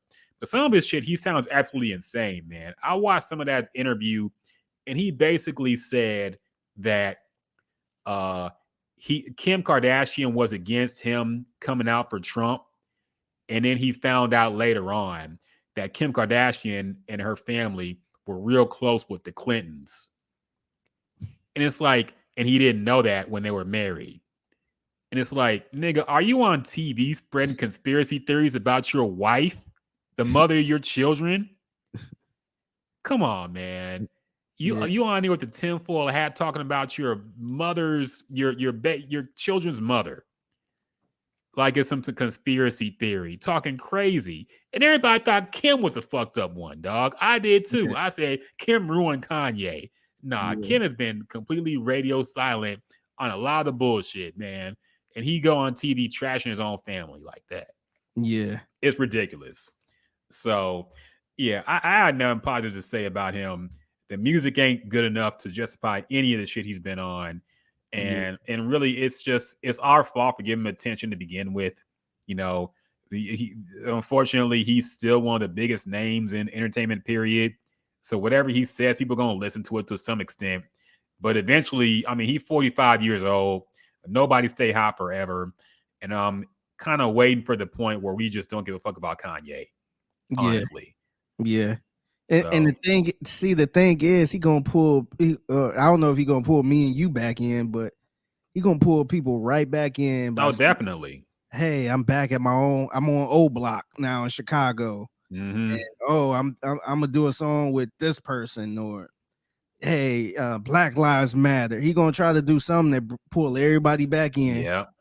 And he gonna release a song with a soulful ass sample. Yeah.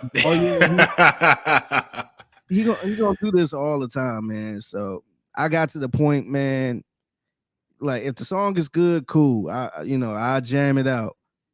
If not, I'm gonna just keep it moving, man. I can't defend this guy, man.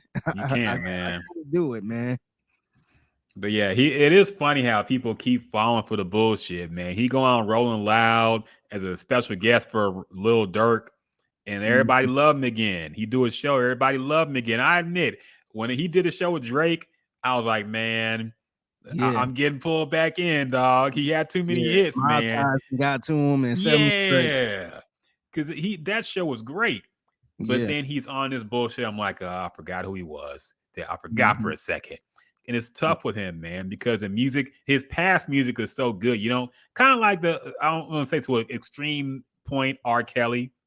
Because R. Kelly is not, I mean, Kanye West ain't as bad as R. Kelly by far. You know, R. Kelly was a legit criminal, fucking sicko. But the thing with R. Kelly was that you didn't want to throw away his entire discography because of what he did. Yeah. The same thing with Kanye. You don't want to throw away all the classics because of what he is now.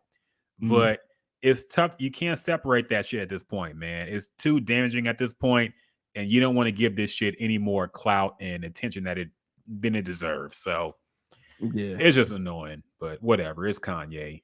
Nothing surprises me with him anymore. Yeah. How do you feel about Diddy sparking again the beef with Mace? Diddy was on Breakfast Club and did a pretty good interview, honestly. It was pretty long. Talked about a whole lot of things.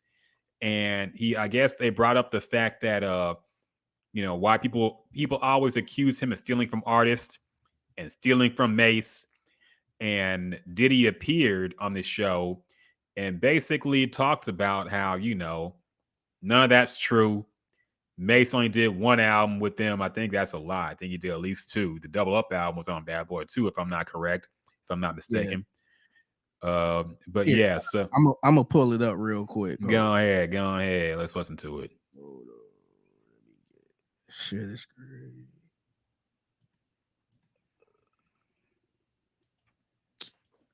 Man, come on, man. What the fuck?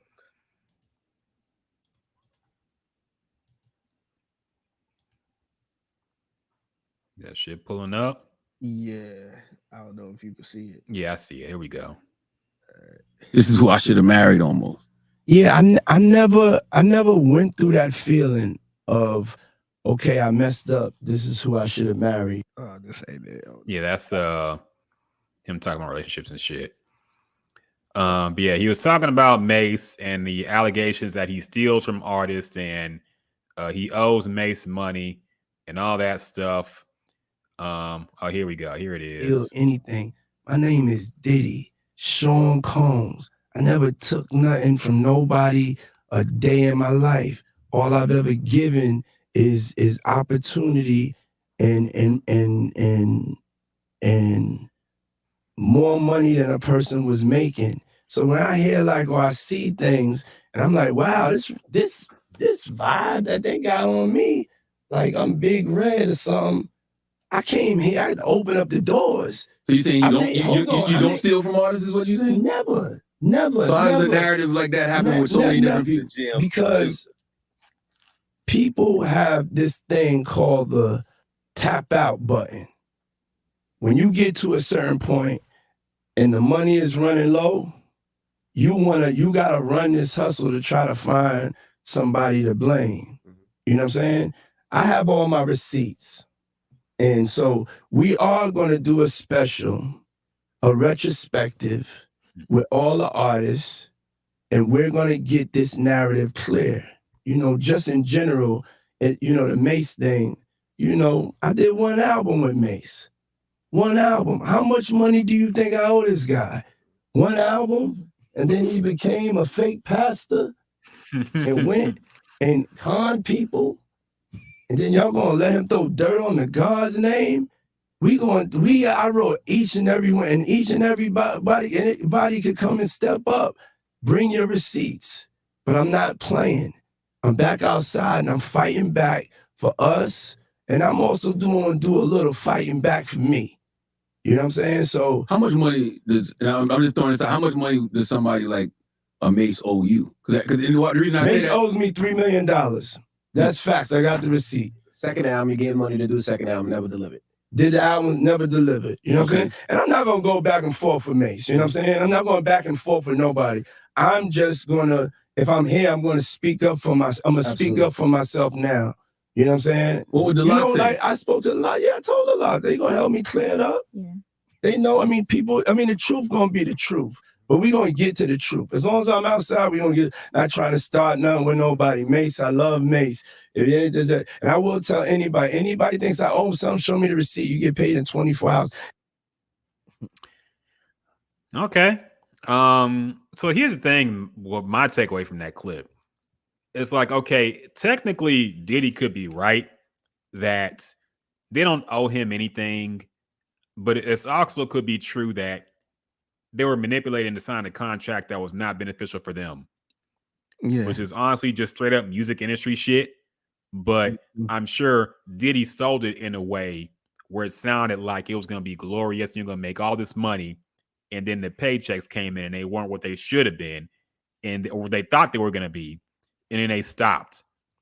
Yeah. And they don't own their music or anything. So, like, you can say he didn't steal from nobody. And I don't think Diddy stole from anybody, because somebody would have sued him by now if he stole money. But I think the contracts were not beneficial. And you see how many bad boy artists put out one hot album, then we never heard from them ever again. Yeah. You know, that had to be Diddy's call, man, because he's at the top.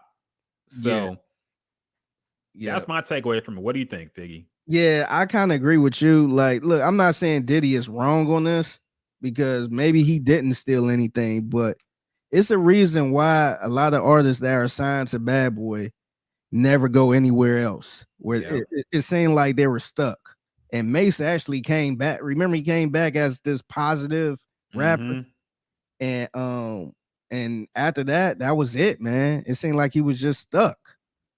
And it's something towards it. Maybe Mace might have put a little juice to it, but it's something there where his artists, the artists that are signed to Bad Boy can't go anywhere.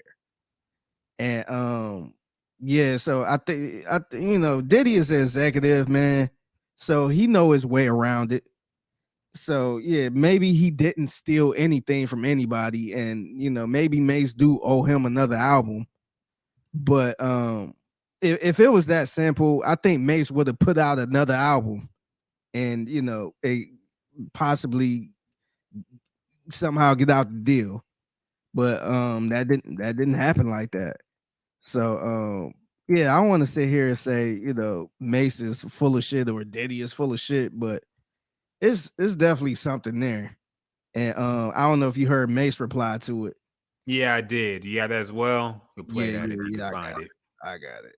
But yeah, Mace clapped back. I guess he back on his gangster murder Mace shit again. Yeah. Because it's funny because apparently he's still preaching.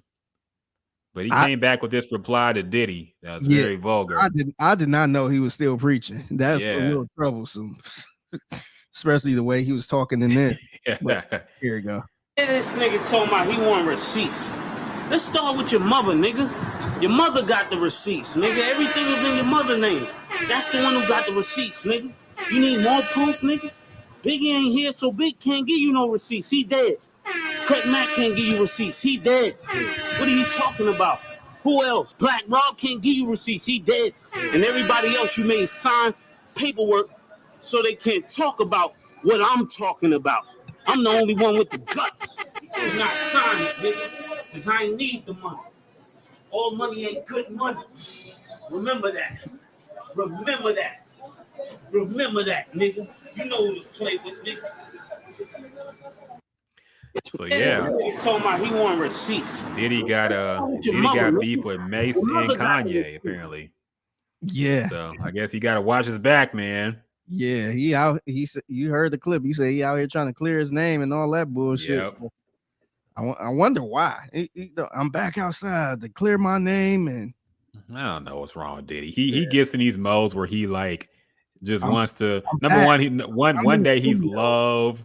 Yeah. And he just wants to be all about peace and love. He changed his name to Love. I guess this is the new Diddy now. He back to fucking bad boy Diddy, talking his shit. Probably gonna be dancing in fucking videos again, wearing shiny suits. Who knows? Yeah. But yeah, that's just Diddy for you, man. Yeah. Wait, hold on. Let me. My damn dog. Oh shit! Oh shit! Stanley causing issues, man. Trying to get out. Keep jumping on me. Damn. Hold on 1 second. All right.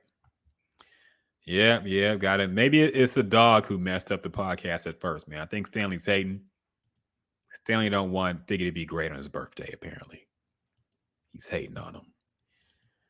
But yeah, about to wrap this one up. I don't think we have too much more to talk about, so it's probably going to be close to the end of the podcast. Well, maybe. We'll see. Is everything good, man? You straight, Stanley? Yeah, I'm bothering you. Yeah, he kept jumping. I'm like, damn, what do you want? No, yeah. So did you see that new Will Smith trailer? I didn't actually see it. I heard people being wondering if it's going to get nominated for the Academy Awards. Of course, Will Smith is banned for the next 10 years.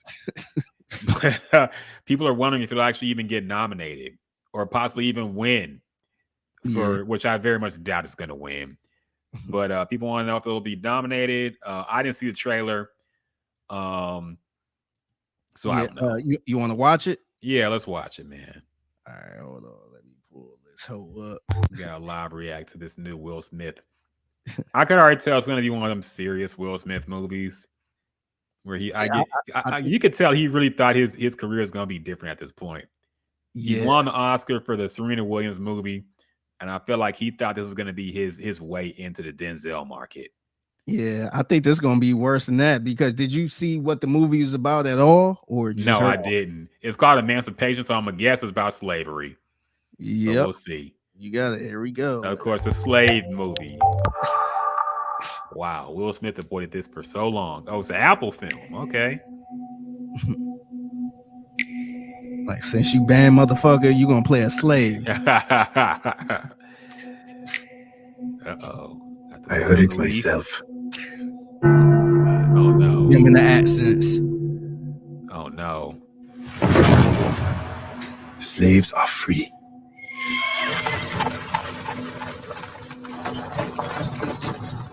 Sasu, Lincoln, dog. Stop it. I've seen enough. No more. We must get to Blinko's house. Oh my god, man. What the fuck is this, man? This nigga, didn't he learn from concussion? He don't need to do no fucking African accent never again. He got to be the worst actor that do accents, man. Yes, Lincoln. Why the fuck he say it like that? Lincoln. Like, get the fuck out of here, man. Look at Will Smith. You know what's funny about Will Smith? He did not. He turned down Django Unchained, but he gonna do this movie? Yes. Come the fuck out. It's all in black and white. That's how you know it's a serious film, okay? Yeah. That's how you know it's a very serious slave epic. Because it's been black and white. Dog, is this a fucking parody? What is this, man? You got fucking Will Smith is a literal runaway slave, running from white folks and dogs. What the fuck is this, man? My favorite is based on a true story. Come on, man. Yeah, I don't see this really tearing up the Oscars like that. I think it's going to be one of them bad, serious Will Smith movies. Yeah. So no worries about that. I don't think that's going to be very well done. But it will be interesting to see how they promote the film, because I'm sure this was already shot before all the Oscars drama happened. And so, how do you promote it with somebody who's blackballed, canceled, however you want to say it, for slapping somebody at the Oscars? I don't know. We'll see. But very interesting. Yeah. So, the movie looks trash. I'm definitely not going to watch it, but whatever. Yeah. Hell yeah. Thanks, HR. I almost forgot. We got to mention now. I can't believe we forgot that shit. We got to mention the Warriors drama. Got to talk a little about sports. So let's talk about that shit, man. I know you saw the video. First, we heard a couple days ago, there was an altercation at the Warriors training camp or training facility. Draymond Green got into a fight with Jordan Poole and punched him. That's all we heard. Now, I think most of us figured it's one of them like little goofy NBA fights where somebody swung at somebody and it wasn't no big deal. But somehow, some way, TMZ obtained the footage of the fights. And it was more serious than we thought. The punch was like some fucking, here we go. We got the video here. You got to go back. You missed it. Okay, here we go. We see Draymond Green walking away. We see Jordan Poole. They're chipping at each other, probably talking some shit. Probably Jordan Poole probably told him to go fix his teeth, goofy ass nigga. And Draymond Green talking shit like, boy, you ain't been here long enough. Close your mouth, literally. You ain't got no clout. We don't need you. We already won 3 championships without you. Bro, you trash, bro. Bitch ass nigga. He gets in Jordan Poole's face. Jordan Poole pushes him and he fucking clocks him with not just a punch. It was like one of them Roman Reigns Superman punches, dog. Like he cocked that shit back and jumped forward in the punch. And we see Jordan Poole immediately go down. Now, I don't think he was hurt. At least I don't think we heard of any injury happening with Jordan Poole. I think he's okay. But the punch looked pretty bad, man. It was a lot of energy behind that. And it looked like he was trying to hurt dude. So, it's not a good look for Draymond. The Warriors fan base is calling for Draymond's head now. I think they have been tired of him for a while now.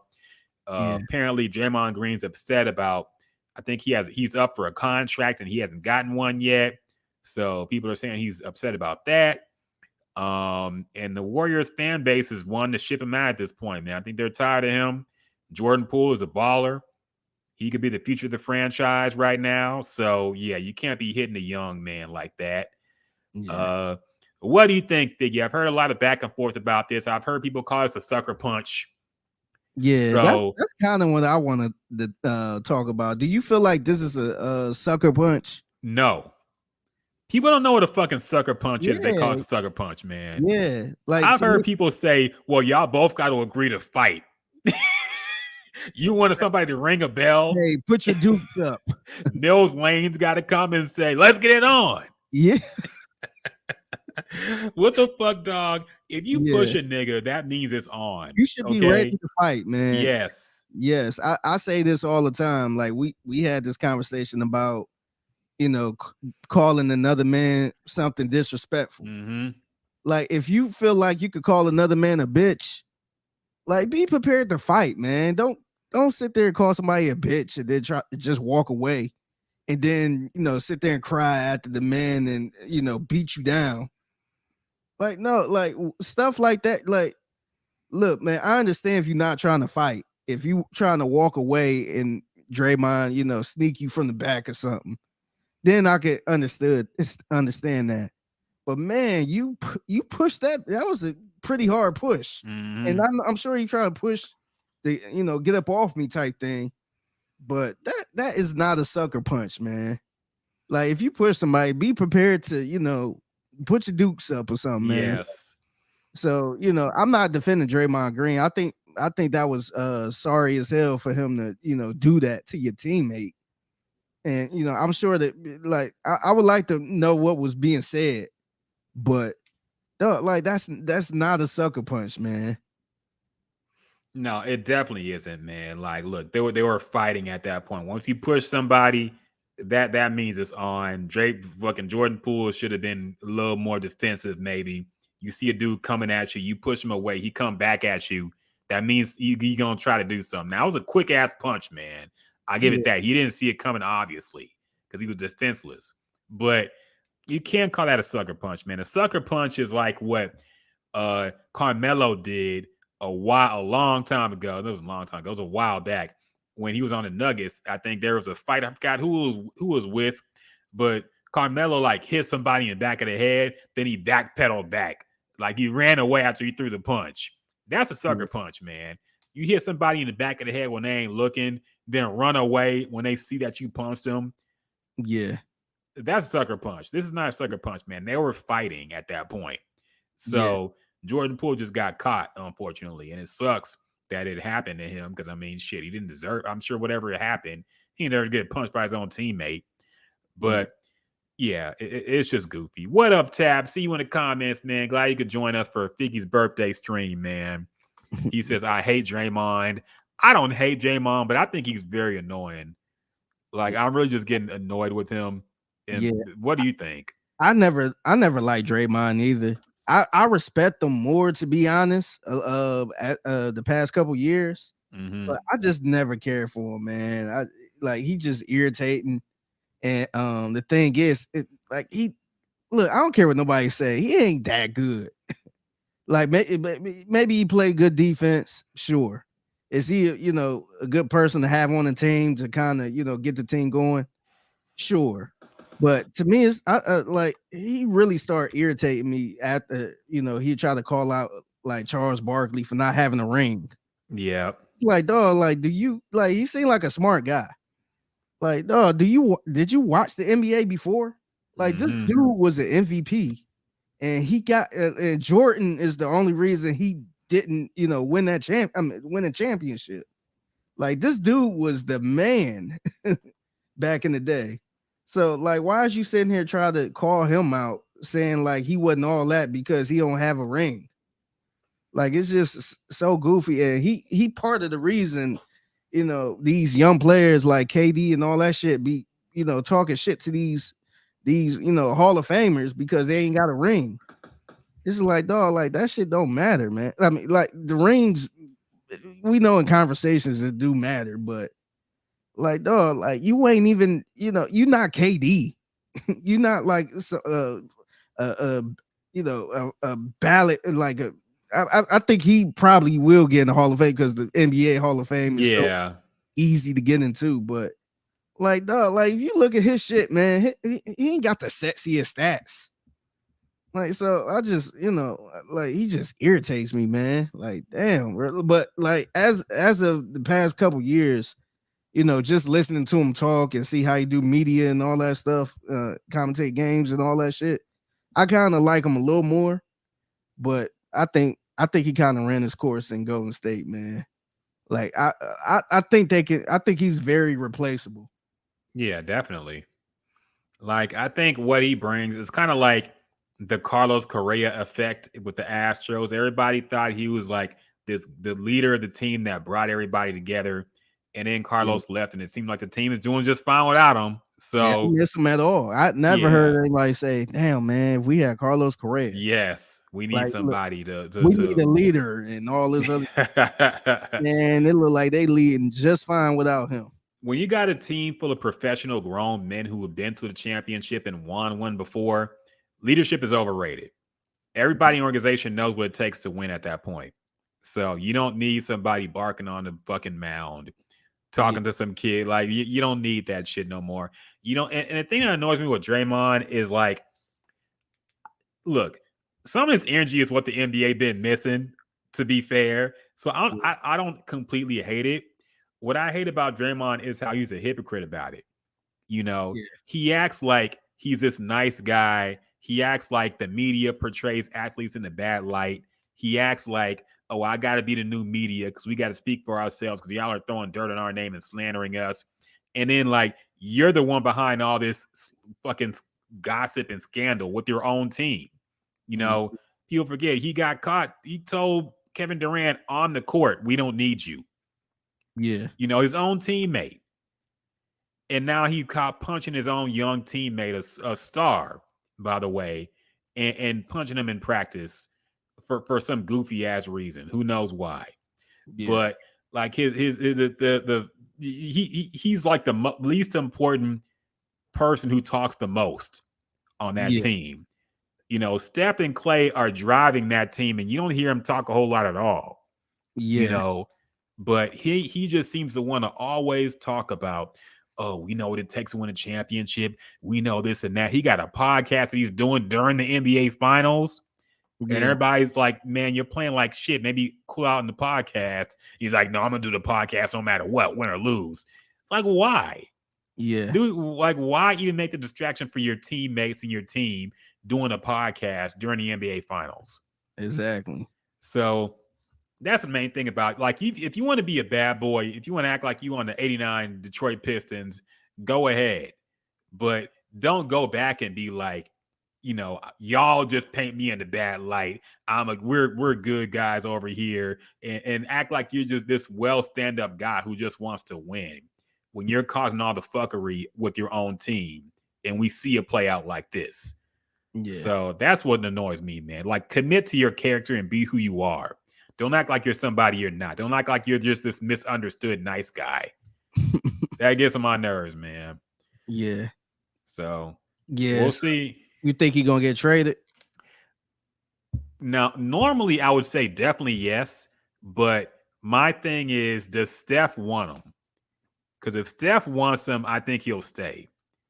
Yeah. If Steph is like, hey, we fuck it, get him out of here, they'll definitely trade him for somebody. Yeah, I think he's gonna stick around, or I don't think they're gonna trade him. But if they have a bad season, which I don't think they will, because I think they're still a good team. But if they was having a rough season where they needed, you know, the chemistry is clearly affecting the whole team, I think they'd trade them by the deadline to try to, you know, get some more people going and just probably let them walk in free agency. But I just don't, man. Like he to me, he's so replaceable, man. Like, it's one thing if it was back in 2016, 2015, 2017. I totally get it, man. I totally get having somebody like him on the team, but these dudes know how to win now, man. Mm-hmm. And I think you could find somebody to replace him. And the way the NBA is played now, you know, you can find somebody like that anywhere, man. So I think, look, man, he getting older too. Look, it's cool. It's cool to, you know, dip off on him, man. Like, I would keep Jordan Poole over him. Oh, definitely. I'm not trading Jordan Poole. So yeah, if I had to pick one or the other, look, Draymond won a big contract. I can't do it. I'd rather give some of that money to Jordan Poole or sign somebody else. Yeah, I mean, the biggest problem is that this is one of those things that's going to divide the locker room and fuck it up. Yeah. So, like I said, because you got to remember, D'Angelo Russell got traded from the Lakers because he put out that video snitching on Nick Young. Yeah. And like that caused him to issues with the whole locker room. He had to get traded because of that. And they shouldn't have traded him because he was a good player and he actually got better once he got traded. So you definitely should have traded Nick Young over D'Angelo Russell. Yeah, you kept Nick Young. Yeah, which is ridiculous. But they had to because the locker room wasn't gonna work with them still being and having that problem. So this is way worse than that. Yeah. So I'm sure you got people on Jordan Poole's side. I'm sure you got people on Draymond's side, maybe. But like I said, it goes down to Steph. I think if Steph says, "Don't we need him? Don't trade him," they gonna keep him. If Steph says, "Nah, fuck this shit. We good without him," he's gonna get traded. I think it comes down to what he wants, but we'll see. But yeah, this is a bad look, man. It's gonna fuck up the whole team because now they got to answer for this shit for the first few weeks of the season. Somebody gonna be asking about this shit, man. So it's rough. We'll see what happens with them. Yeah, I know you. We not gonna talk about the Texans because we know they're gonna be bad and they probably tank. But a lot of people feel like the Rockets should be tanking, and they ain't even play a game yet. Yeah, I know you saw that kid, that Victor Wembanyama, however you say his name, that French kid, the 7'4", 7'6". Yeah, 7'4". I'm hearing different heights. He keep growing every time I hear his name. He's 7'7" now. What the fuck? So, yeah, I saw him. Dog, is it just me or do you get nervous when you watch him play? He's so tall and skinny. His knees look like they're gonna break every time he fucking does anything, man. Yeah, I used to get nervous because I kind of felt that way about Kevin Durant. Yeah. And that motherfucker's never grew any muscle. I think he's a little bigger now, but he's still skinny.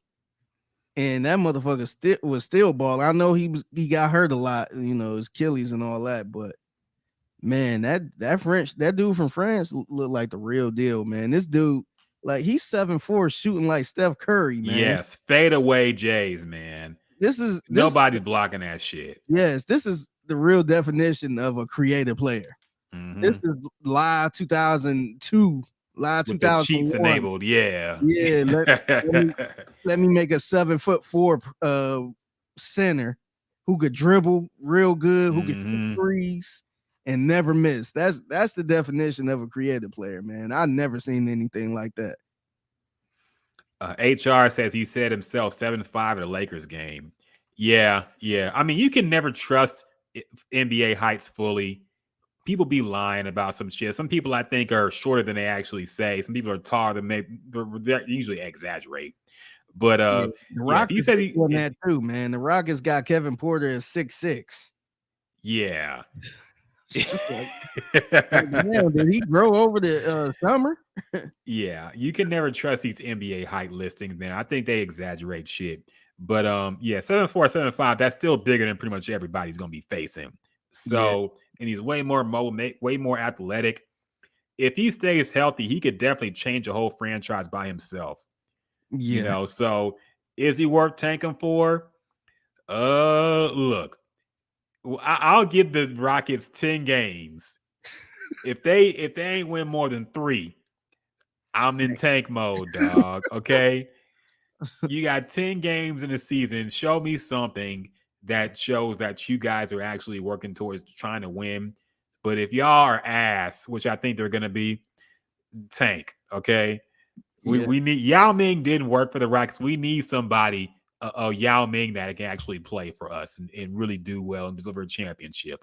So I'm down for the tank, man. Like, I think this Rockets team is going to be bad, even though they have some good pieces that can, you know, grow into good pieces in the future. I think it's going to be a rough season. So, yeah, tank for them, man. Fuck it. I think we might see a nasty tank season this year, dog. I think it's going to be rough. Oh, my God. This is going to be rough. I'm trying to think of all the sorry teams. The Cavs ain't going to be in it, so. Pistons going to tank, I feel. They definitely going to be in the running. Or the Magic. Orlando Magic. Yep. They're going to be in a running. Rockets going to be right there with them. But there are going to be some terrible teams who are going to be trying to tank. Probably Sacramento. Yeah. I see that too. So, well, I think it's gonna be this might be one of the nastiest tank seasons we ever see, man. It's gonna be so many teams just losing games by 50 points and shit. So, yeah, it might be a nasty season for tanking. We'll see, because everybody gonna want this kid, man. He's ridiculous. Yeah, how you feel about the kid that was? I'm not sure if he's on the same team, but the kid with the infamous name Steve Hope. Oh, Ho, you fat? Yeah, tank for him too, man. Fuck it.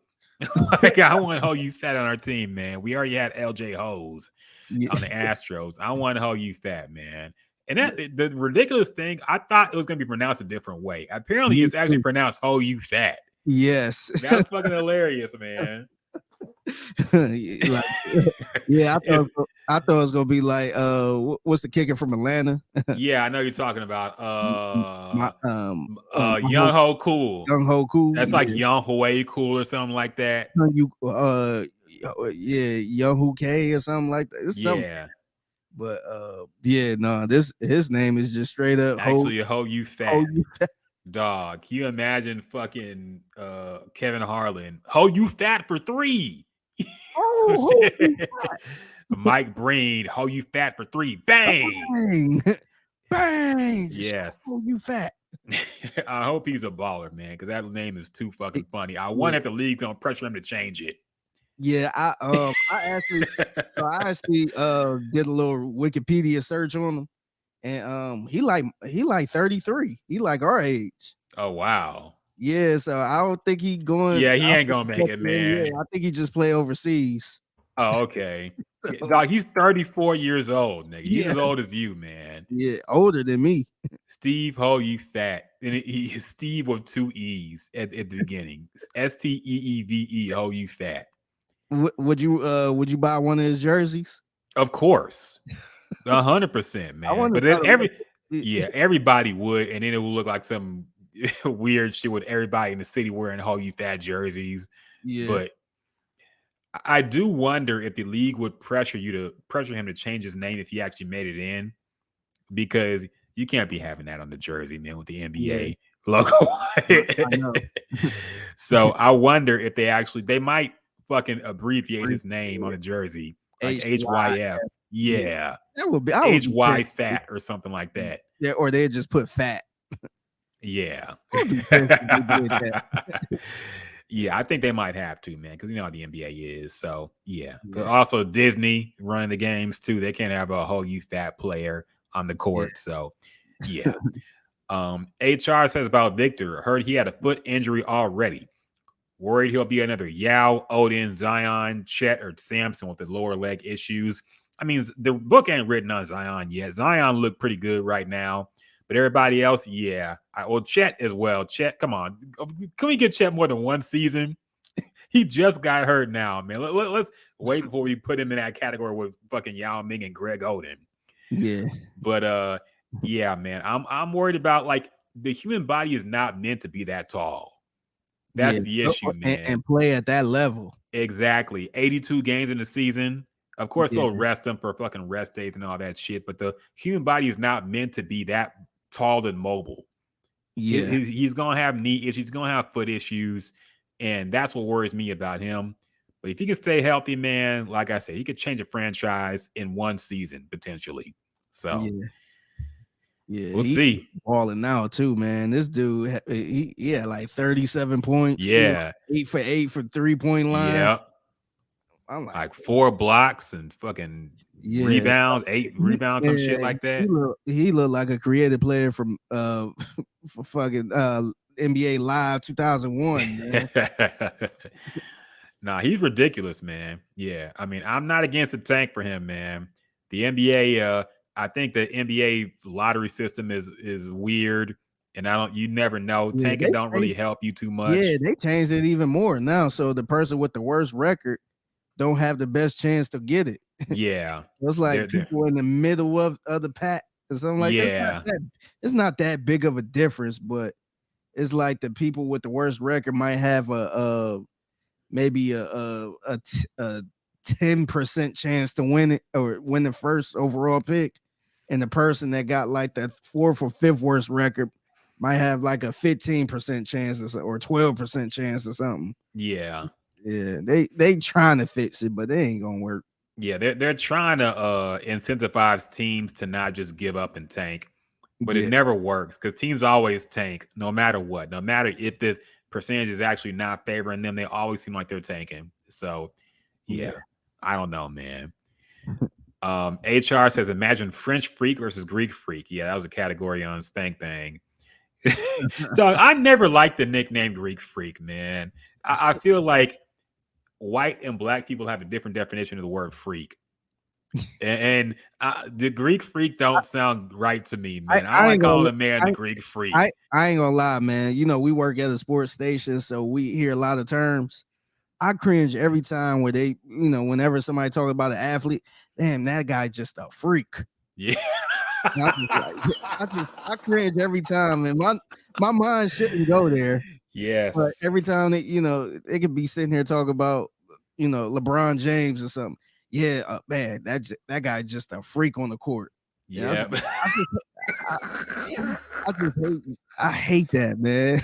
Yeah, me too, man. I cringe every time. Yes. Like, just say the motherfucker athletic or something. Yeah, just the freak. Yeah, come on, man. He's a physical freak. Yeah, he's dog. I don't like that either, man. I don't like the nickname Greek freak. I know Giannis Antetokounmpo is hard to say. People just like calling him something else. But I don't like Greek freak. That's the only reason I call him Greek freak, because I can't pronounce this motherfucker's name. Yeah, I just call him Giannis. Ain't nobody else in the NBA named Giannis. Ain't like his name is Joe. Okay, when you say Giannis, everybody know who you're fucking talking about. Yeah, but yeah, I don't like freak when people say things like, "Oh, he's so thick." The shit like that. There's a lot of suspect. We talked about that on the Paul Gallant show way back in the day. All the suspect words people say to describe football and sports, period. It's just funny, man. Give a guy a blow. Shit like that. It's just funny language, man. But yeah, I don't like Greek freak. I can't call a man Greek freak. It's weird. You see what Greek freak did last night?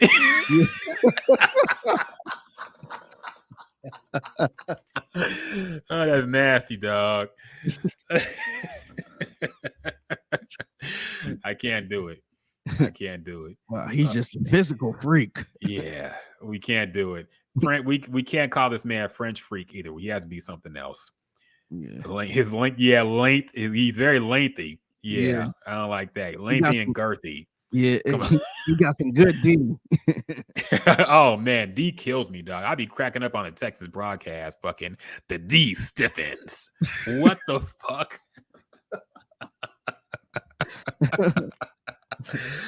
Oh man, Mark be killing me with that shit, man. I'd be laughing in the fucking studio. They got to come back with some good D. Yeah. Good D straight down the middle. Oh man, that should be killing me, dog. The Texans with some good D straight down the middle. Oh man. Sometimes I feel like people be doing it on purpose too, but you never know. So what else happened? Oh yeah, Freddie Gibbs officially announced on a radio hit that he did dead the beef with Jeezy in person. Apparently, they met at an airport at some point. They hugged it out, exchanged contact info, and so it's all good with them. Finally, we talked about his album last week and how he finally officially deaded it on wax. Yeah, and he did the same thing here, man. He said him and Jeezy are cool now, and there's no bad blood. So, yeah, good for Freddie Gibbs for being a mature adult. And ending that shit. Yeah. Shout out to Freddie Gibbs, man. We talked about it last week, and you know, it was good that he, you know, was kind of responsible on wax, pretty much saying, you know, wish we could, you know, talk it out, or, you know, wish, you know, haven't seen him in years type thing. So it's good that for them to actually hug it out and, you know, squash everything, man. People getting older, man. You see a lot of rappers losing their life. So look, man, the past is in the past. You know, if you could squash it, you know, move on, man. Yeah. No, I agree, man. I agree. Enough with the bullshit. Hopefully him and Benny can squash that shit too. But I think it'll take a little longer. because you actually jumped. So we'll see. Yeah. Did you want to see the Sauce Walka BT Cypher freestyle? Let's play it. I meant to play it for you earlier, but if we get cut off, it's better to save it for last. So we get cut off like we're near the end anyway. So who cares? So Sauce Walka BT, I like it. Yeah, good job.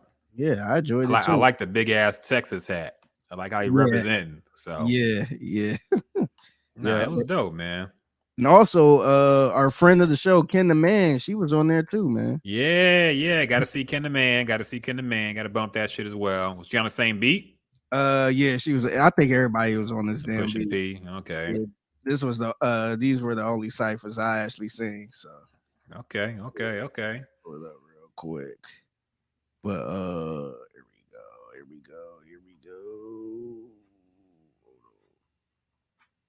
All right. I came a long way, I ain't new to this nothing.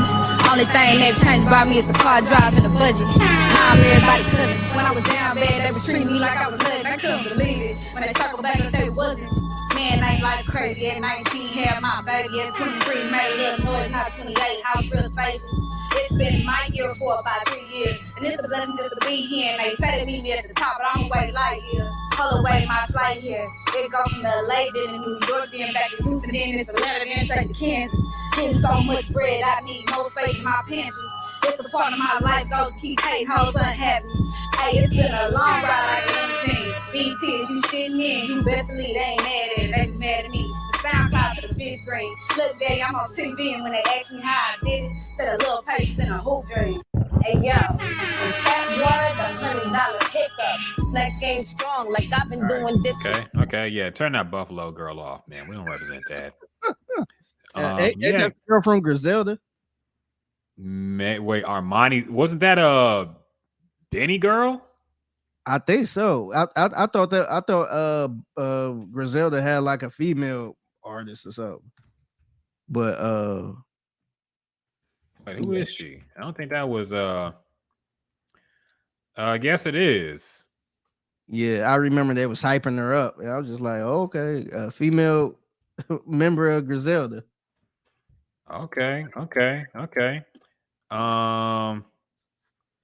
Yeah. We don't represent that. We represent KenTheMan. Friend of the show, KenTheMan. We keeping it H-Town, man. Yeah, gotta keep it H-Town. So good job for Sauce Walka. Well, I don't think it's enough respect that he deserves in the rap game, man. He be killing it. He is dope, man. I still want to get him on the podcast, man. No, definitely. And KenTheMan, who did the podcast and now is probably too big to come back on the podcast. We still enjoyed her. Yeah, I think she out of here now. But hey, at least we had her on. It was a good podcast. Make sure you check it out. It's on our YouTube page. Our interview with KenTheMan. And yeah, I'm really proud. I'm proud of her, man. She seemed like a real down-to-earth girl. Real fun interview. And yeah, I like her rap style, man. I like how it wasn't just her trying to scream and be extra. It was very, very real down-to-earth type flow, man. So I liked it. Yeah. With this one, it wasn't, yo nigga this, yo nigga that. Yeah, it wasn't typical bird rhymes, man. Yeah. It wasn't I'm fucking on a nigga, I'm scamming on a nigga. It wasn't no shit like that. I like it. We need that. She was spitting some real shit. Yeah. She had a baby at, 19 or I didn't know she had a baby. That's news to me. Yeah. So shout out to her, man. I like people that represent Houston, man. Yeah. It's dope. It's a good feeling. It is. I do enjoy it. So good for them. And yeah, happy and much more success to both of them as well. And yeah, so good showing for them on the national stage at the BET Hip Hop Awards. Did anything else happen this week? I feel like I'm gonna be missing something, but it couldn't be big enough to talk about at this point, probably if we don't remember it yet. Talk about sports already. I think that might about do it, man. Yep. Astros in the playoffs. Yeah. So, when does that start? When is the first game? I think they start next week because that's right. It's wild card first. All the sorry ass teams first, and then the number 1 seed later on. Yeah. So I watched the Cleveland Guardians today. They played 11 o'clock this morning, or 12 o'clock this afternoon. Damn. So I'm like, damn, okay. They won. So Mm-hmm. So right. so now the Astros, they pretty much waiting on the series with Seattle and Toronto. Okay. So whoever win that series play the Astros. Oh, So Pacalon gonna be torn, man. I yeah, don't know who to root for. yeah. So us in H-Town kind of rooting for the Seattle Mariners to win because the Astros is like the big brother.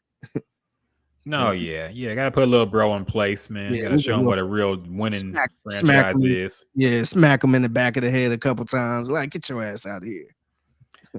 Ernesto says U of H. Yeah, I saw they just beat Memphis, and it was like 33-32 or some shit. Oh, damn. So yeah, good for them. I know they were struggling coming out at first. Man, I was disappointed how they started the season. They having a bad year, man. Yeah, man. I saw that dude fighting with his fucking teammate on the bench too. She was getting crazy over there, dog. Yeah, and the fucking coach is like, it ain't my fault. You gotta talk to them. Yeah. He pretty much threw his whole team under the bus. Yeah, he's gone after the season. He has to be, man. You can't be having that. Yeah. So, yeah, I was disappointed because everybody had high expectations for the Houston football team, and they were not doing too good. But yeah, I saw they did beat Memphis, so good for them. Yeah. At least you got there. They didn't win their Super Bowl this year. Fucking Memphis. What was the score? 33-32. Yeah, I was right. So yeah, cool. Damn. Oh, they put 26 points in the fourth quarter. Damn, they came back on their ass. That's wild. Damn. Yeah. So yeah, good for them. Good for U of H, man. Got to rep the set. Damn. Shit. Shout out to Wade Smith. I think he went to Memphis. Yeah. Take that, Wade Smith. I think he would. Yeah, I think so. So Ernesto said they won with 18 seconds left, man. That's wild. That's crazy. Yeah. That's dope, though, man. Good for them. Shout out to U of H, man. Doing the thing big. What else happened? Anything else going on in sports entertainment? Anything else we're missing? The worst Thursday night football game in history was last Thursday.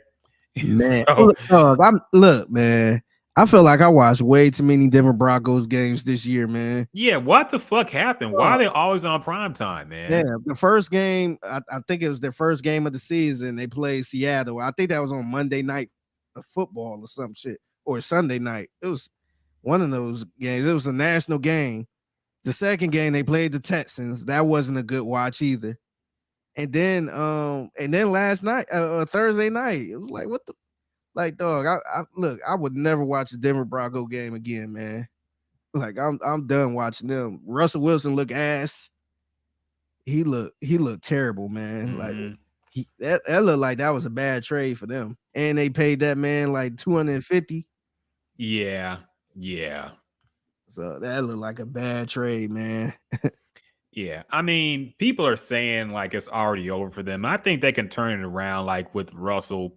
I mean, he's not washed up, I don't think. He's playing bad, but I mean, new offense, new everything.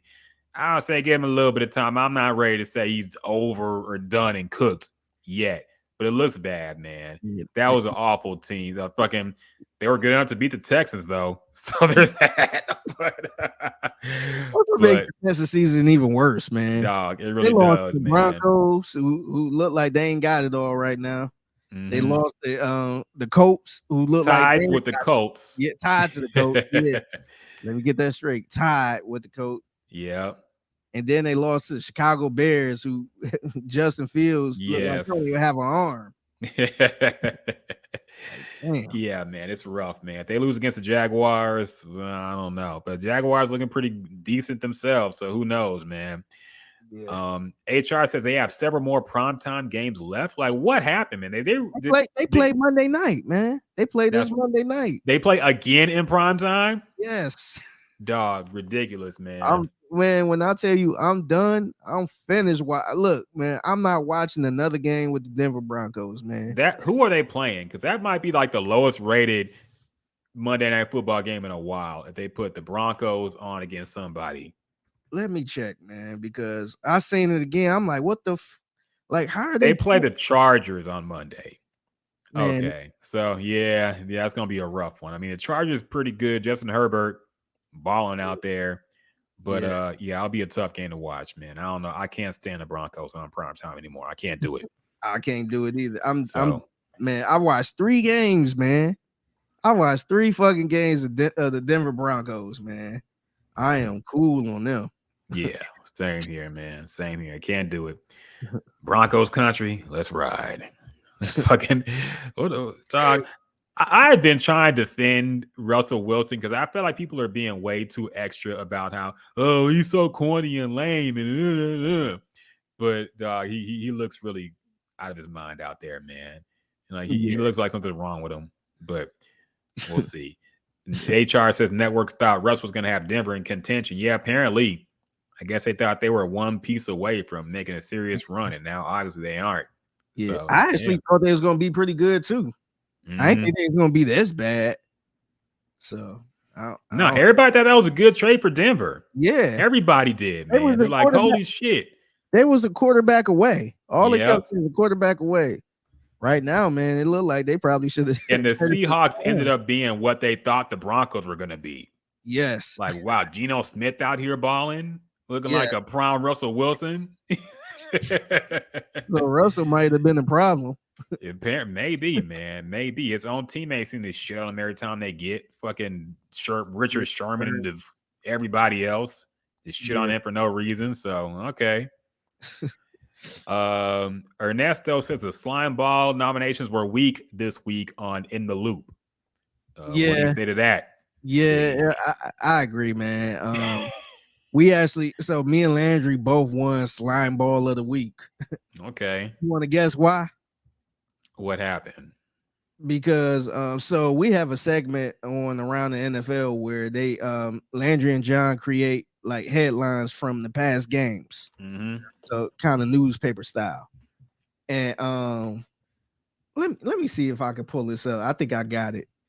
But John made a reference to a World War II reference, and me and Landry had no idea what the fuck he was talking about. And so so he pretty much shitted on us for not knowing our history. But I'm like, man, like, look, like I told this story a bunch of times. I did not go to school like that. I was not paying attention in history class and all that shit. Man. So we end up winning. But let me try to find this. World War II reference. Okay. Yeah. Wow. Ridiculous, man. Minus 24 Colts 17 headline. Yeah, I hear it. Colts suffer Third Reich disappointment. Third Reich disappointment? The Third Reich. World War II. Oh. Hitler. Germany. Didn't know that. All right, let me ask you this real quick. I'm gonna play the clip. Do you know anything about the Third Reich? Yes. Do you? I do. Okay. But I don't think that that is kind of an obscure joke to make. Now, the Third Reich, I mean, that's not like obscure history, but I don't think it was worthy of slime ball of the week. I'm gonna say that much. I don't think, I understand how people could not know what that was or meant. All right, hold on. I'm gonna keep playing it. Damn it. Yeah. Did you know that, Fig? World War II slipped through the cracks in your histories when you were in history class. Third Reich. I damn sure wasn't going to history class. Colts suffer Third Reich disappointment.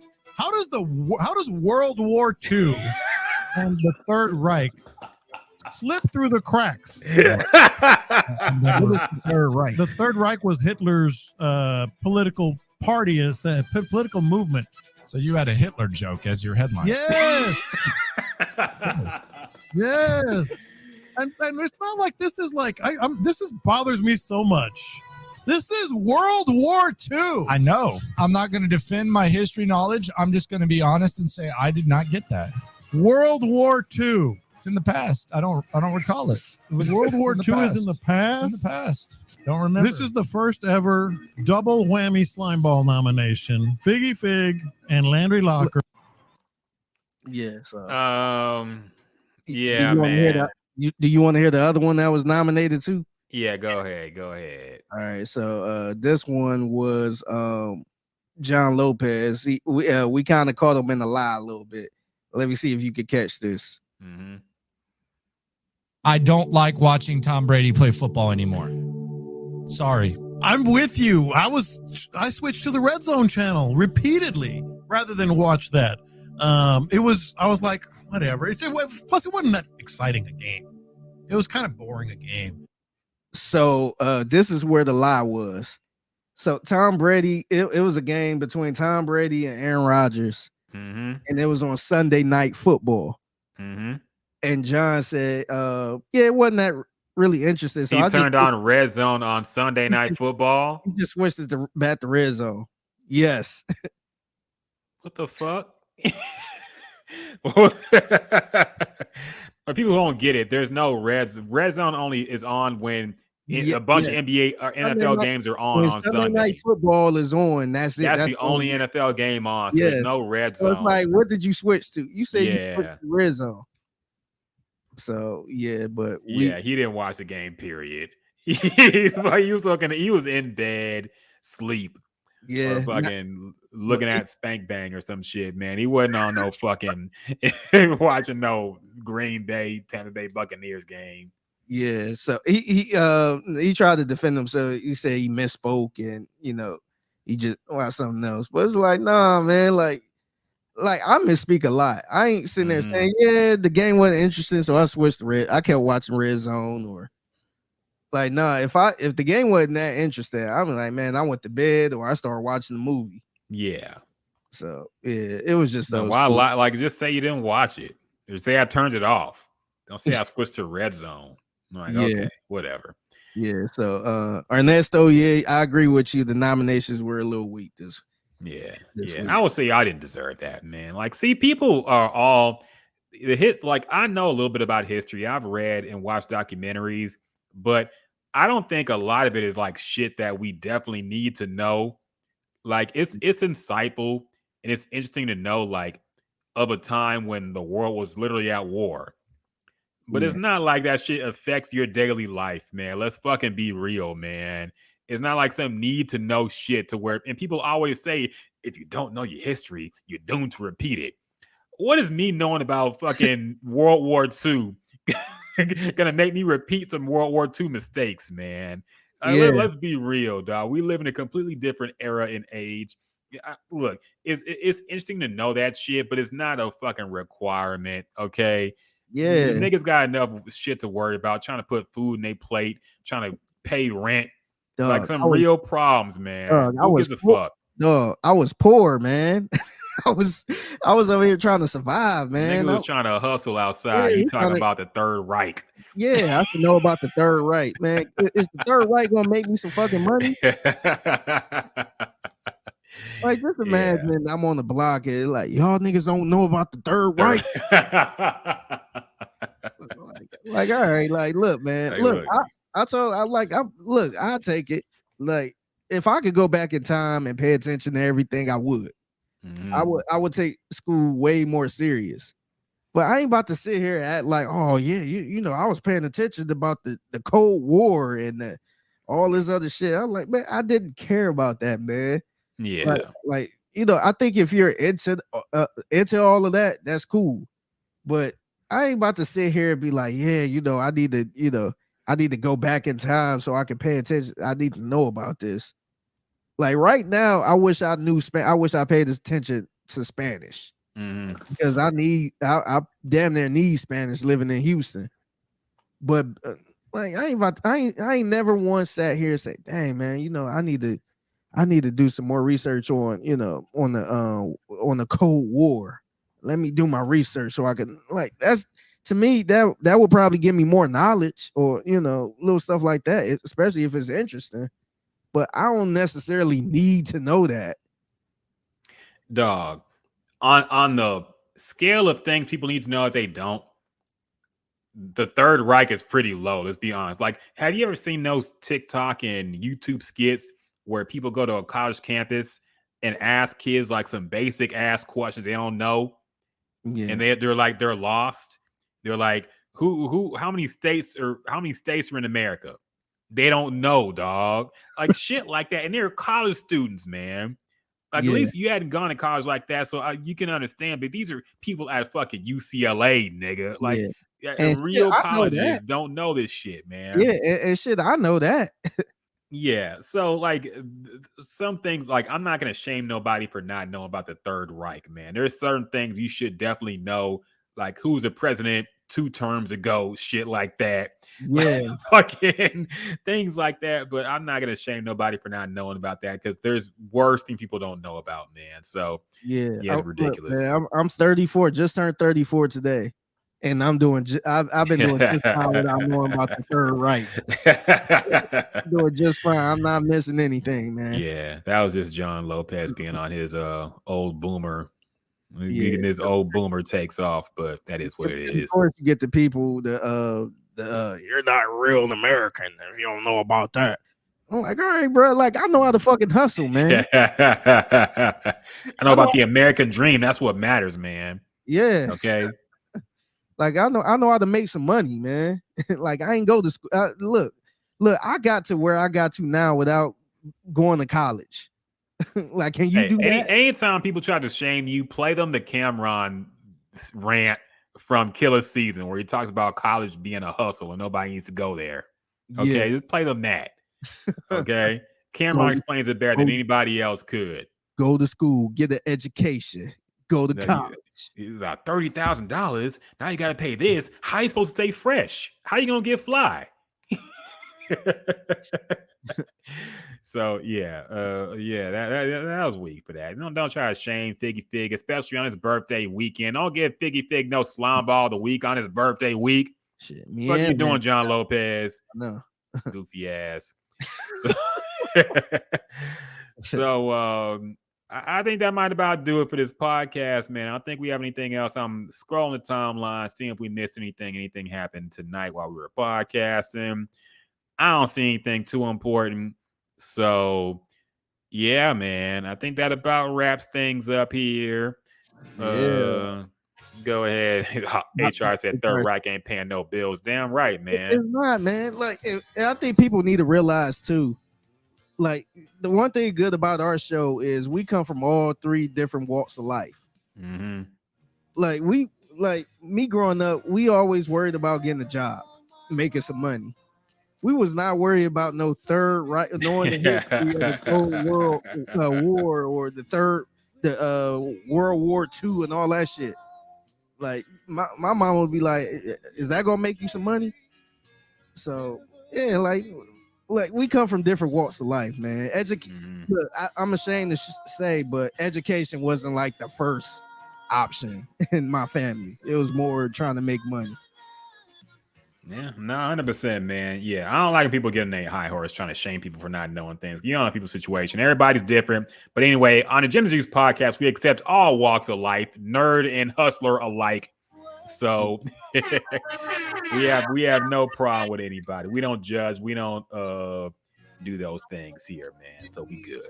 There ain't no slime ball of the week here on the Jim Juice podcast. So HR says Figgy have IOU birthday lap dance on me. Yeah, man, hit the strip club. Let's go. Yeah. Oh, the wife in the building. We got to chill. So yeah, happy birthday, Figgy Fig. Appreciate all y'all. Oh, we're gonna get taken down on YouTube for this song. So let's wrap this up real quick. I forgot about that. It's all good. Fuck it. Appreciate everybody joining the podcast on Twitch, YouTube, Facebook, etc. Happy birthday, Figgy Fig. 34 years still kicking here to 34, 35, 36, 40 more. However long you gonna live. I don't know how long you gonna live, man, but you're gonna live a long time, I think. So appreciate everybody for listening to the podcast. And until next time, peace.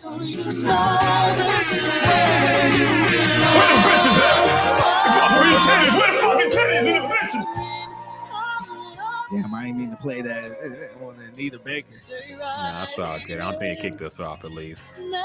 We still live. Hold on. Don't kick us off, YouTube.